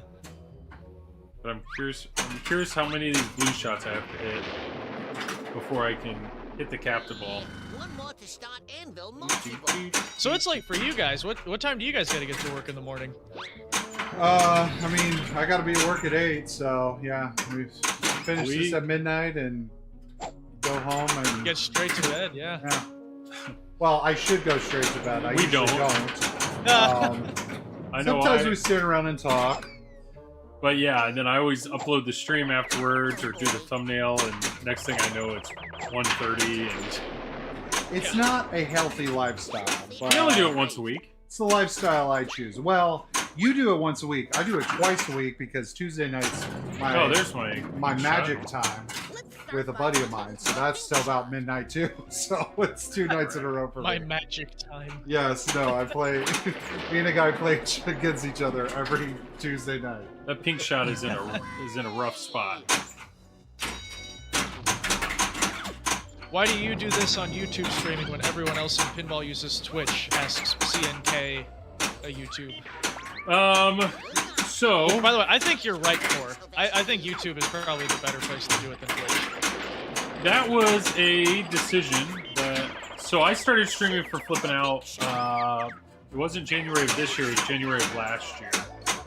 And at the time, there was... Well, they still do it. Steve Beatty and the boys, they stream on Twitch. And so there was kind of 2 of us that would stream on the Flip N Out channel. And... it complicated things. It complicated things with different setups, and they use Streamlabs, so sometimes I'd go to stream and font sizes had changed of chat and all this stuff. So I was looking at how do we separate, and YouTube streaming was new, and I was just like, Zach, I think this is an experiment. We're giving up bits, we're giving up Prime subs, we're doing all that, but I was just like, I'm very curious to see what it's like to stream on YouTube, and the answer is it's been great. It's been really good. It's easier for the average Joe to find a YouTube channel than it is a Twitch stream.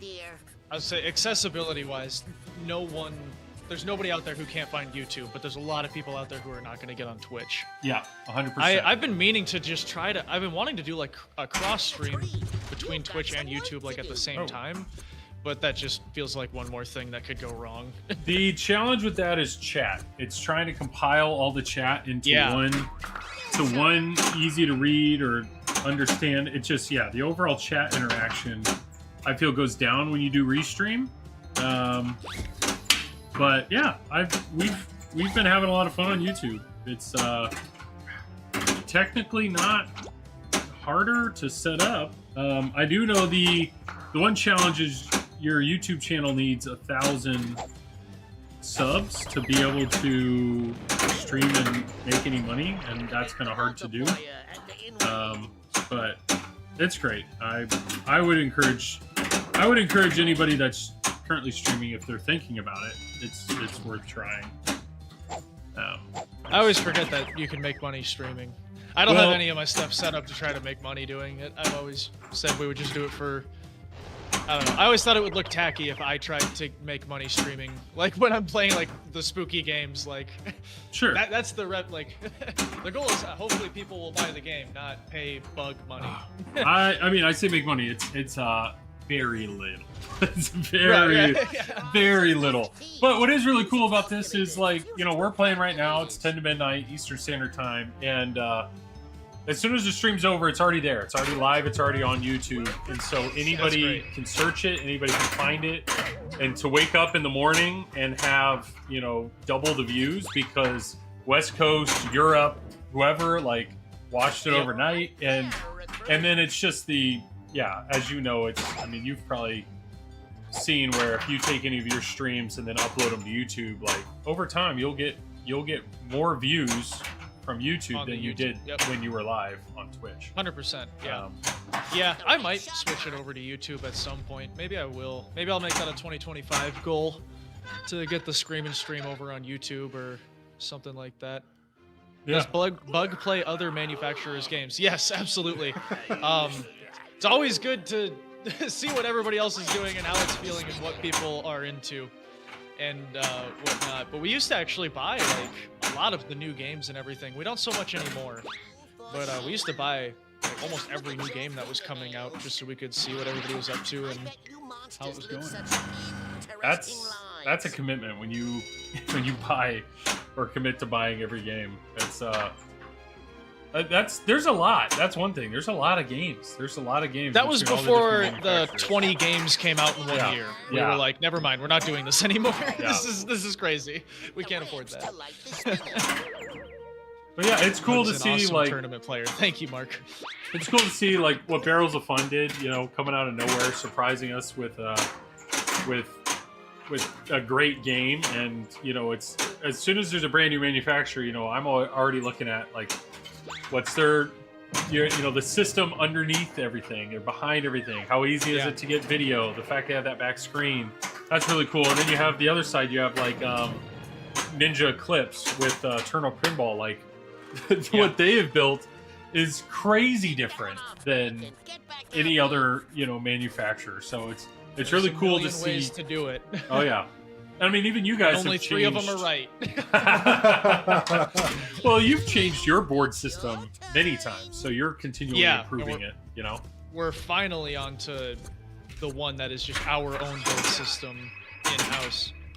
Mark says current state champ. No, I'm no longer the state champ. I haven't done a tournament in probably almost 2 years now. I got just more busy with working in pinball, I couldn't do tournaments on top of it anymore. It was getting to be a bit too much. Yeah, I figured it would probably be more beneficial for me to put that time into working at Spooky than competing in tournaments. Even though the tournaments are fun, I do love them. That's fair.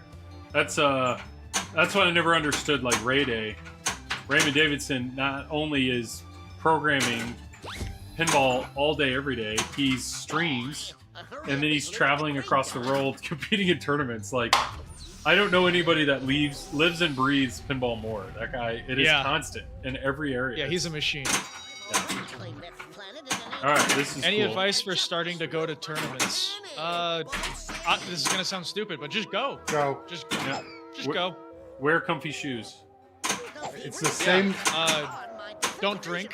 Drink water. Stay hydrated. Take snacks. Yeah. It's the same. It's so funny. It's the same with Magic. You get that all the time where it's like, what I do, I'm like, bring water, bring snacks. It's gonna be a long day. Have fun. Realize you're probably not gonna win. Like, but it's great. You just gotta start doing it. Some people are gonna be pretty aggressive, and you know, just keep that in mind and don't take it personally. And yeah, make friends, have fun. 99% of the people there are gonna be really cool, and even the ones that can be kind of like mean or aggressive about tournaments are usually pretty cool people most of the time too. They just get kind of carried away. Yeah, so sometimes, hey, it happens in the cardboard world, it happens in the pinball world. I'm like, relax, dude. All right, we're fine.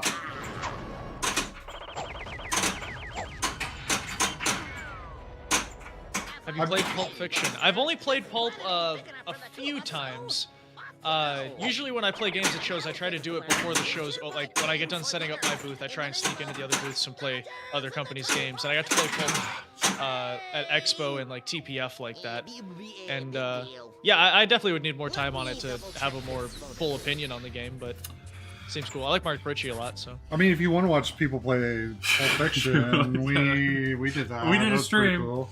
But that game's fun. That game's fun. We had Josh on to explain the rules and heckle, and it was great. It's hard. It's definitely a challenging game for sure. Top 3 games to play that aren't spooky games. Oof. Haunted House, Addams Family, All right. JJP Pirates. Pirates. I do not get the Pirates love. It's theme. It's theme. Pirates. If Casino Royale wasn't in the top 4, Curse of the Black Pearl would be. So. Oh, okay. It's theme. I just am obsessed with the Pirates of the Caribbean. And you like JJP's over Stearns? The Stern Pirates. one's good. I think the JJP one is better. I think both need more movie assets, but they're both. I think they're both great games. I like the Nordman layout. I don't know. I feel like the JJP one is better. Oh, we're good. There's Lazarus. Nice nudge. It's the back left ramp is where it is. This ball's gonna Yeah, there it go. is. There it is. Go. What's super satisfying is when you can get trapped up in that upper left flipper, and you actually find a stupid way to backhand that orbit that's right behind it. Oh. Like you kind of Nice. have it on a roll, and you get it backhanded up there. That always feels super satisfying. Alright, trigger. Oh, it changed. Now I hit it. Pirates and Casino Royale, such great movies. I agree. That's why they're some of my favorites. I'd love to do a Daniel Craig Bond. Stern had to go and do Bond for me, though.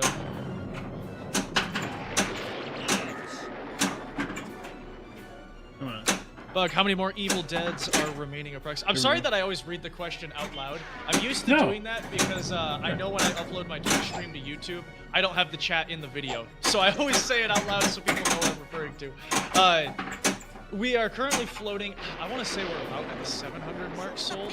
Somewhere around there. I haven't asked for a count from Morgan in a while. I've just been focusing on working on code with Ben. So, will this mode time out in any way? I do believe... I'm struggling to remember off the top of my head. Oh, nope. Can't save it again. Okay. It's actually not bad. No, our split flipper game is better than yours. It's working well. Yeah. All right, last ball. All right, this is the ball. We're gonna. This is the ball. He's ready to blow it up. Pro play. Casino Royale or Skyfall? I'm assuming you've already answered that with Casino Royale. Yeah, I actually just watched Skyfall a few weeks ago, and I will still say Casino Royale, but Skyfall is a close second. Skyfall is so I need to good. watch him again. It's so good. I need to watch him again. Yeah, it still holds up. Javier Bardem is a good Yes. bad guy in anything. That Skyfall humanizes Bond in a weird way that's never been done. Like that really makes me love that movie even more. Yeah. The Craig Bond movies are some of my... It's probably like one of my favorite series of movies ever. Yeah, it's hard to explain where it's like Nice. I do not consider myself a James Bond fan except for Daniel Craig. It's just like Right, yeah. for Daniel I Craig, pretty any of much the other agree with Bonds. So this thing, 75 mile per hour boost. What does that actually do?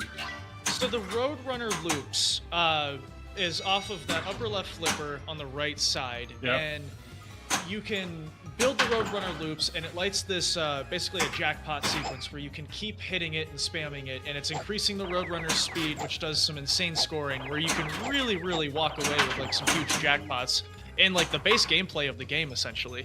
And the gun there, when you use it's adding to the Roadrunner's speed for you, so you don't have to hit quite as many combos. So you can be in the combos, hit that, it adds more speed to it, and increases the scoring even more.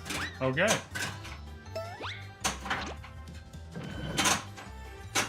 Yeah, I'm curious what the like if this game was ever in a tournament, what the meta would be, like what they would, play this The mode, strategy, right. stack it with this, and blow it up, that kind of thing. If I was in a tournament, I would say go tortoise and hare and beat it. It sounds kind of stupid. Hit the correct shot every single time in a row without missing, and you will blow up that score really quick. Nice. Giant rocket multi-ball, there's a lot of opportunity to blow it up. So the 3 volt arrows, I know there's a skill shot there. I know we talked about that, but what is there a multi-ball there with locking, or what is that?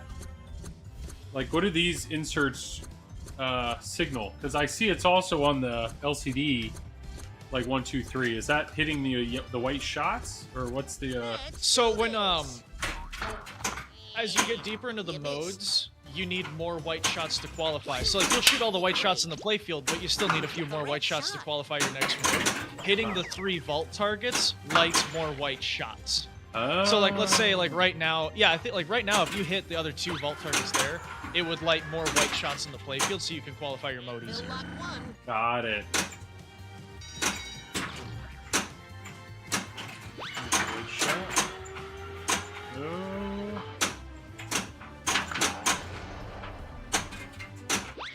Red shot, red shot.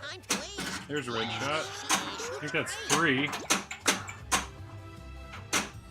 Yeah, this meter, you can see it on the video way up there. I think that's the most full I've ever seen this Taz meter. Oh, far right. It's gonna be hard.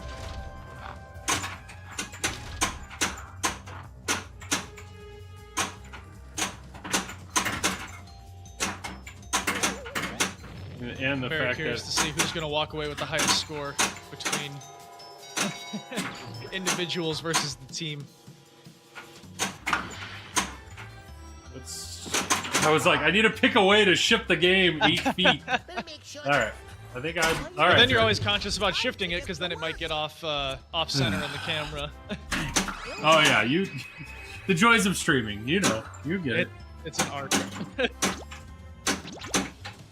Or when you have things set up in your way to get the right angles and whatnot, now you can't play in a comfortable position. And I'm gonna do that tomorrow night with my head-on camera that sits right in front of the game to get up.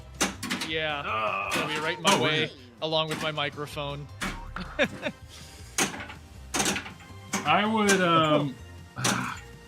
would highly encourage. We went wireless for mics. And like I my used mic's to do right wireless. Here. Yeah. You'll have to send me a link to what mics you're running. This mic is a significant improvement for the sound quality. I was doing wireless before. Yeah. You'll have to send me the link to what mics you're running now because those sound great. Well, good. Well, Jared, what are your thoughts? This is stream number 2 of Looney Tunes. The creator of the game is on stream, I'll still say this: I was pleasantly surprised with the game last week when we played it. Yep. Played it again tonight. I know there were some technical difficulties, but well, we were talking about this a little bit on the phone the other day of like pinball and complexity and games and things like that. And I would say this: this is a harder game that I feel like new players can step up, have a good time, but it's still complicated. There's a lot going on, and it honestly, if it wasn't 12:05, I'd probably put another 30 minutes on this thing. Oh yeah, because it's just a fun game to play, and I want to play it off stream, which is the other thing, because I get tired of the eyes watching, and I want to see how I do. But it's a pleasant. I really think this is a great game that you guys got out here. We played it. We've just played it for 2 hours straight, and there is a lot in this game we did not see, and that's not only from a depth standpoint, but it's also like just, there were probably some main film modes that we just happened to not play, or I tried to get to Giant Rocket Multi-Ball, I did not. But then there's a whole nother multi-ball behind that. And we only saw, I think, 2 of the Marvin Martian modes. Like, there's a lot here. And Bug's obviously saying they're adding more, which is crazy. So I was very surprised by this. When I played this at a show, I enjoyed it. I enjoyed the shots, but it shoots so much better in a home environment. And when you can start comboing things together, I mean, it's awesome. This game feels good. I mean, what a great theme. So, I mean, really, congrats, Bug. This is awesome. This is really a lot of fun, and I hope it's obviously sold very well for you. And I know you're coming to the end of its run. Yep. But I'm excited to see what's coming next, which is Evil Dead, and that's tomorrow night. Tomorrow night, baby, 7 p.m. I'll be ready for everybody. Well, that's awesome. But yeah, man. Everybody that was here tonight, everybody that watched this on YouTube afterwards, thank you so much. Feel free to leave a comment, like, subscribe, all the fun things. Thanks again to Zach and Nicole for letting us borrow the game. Next week, we are trying to talk about December. We don't know yet Christmas night if we will stream, but we will definitely stream next week. I don't know what yet. I don't know if it'll be a game or a chatting stream or what, but yeah, this was a ton of fun. And Bug, thank you so much for being on here. I don't know if you have anything you want to say, plug, anything like that. Floor is yours, man.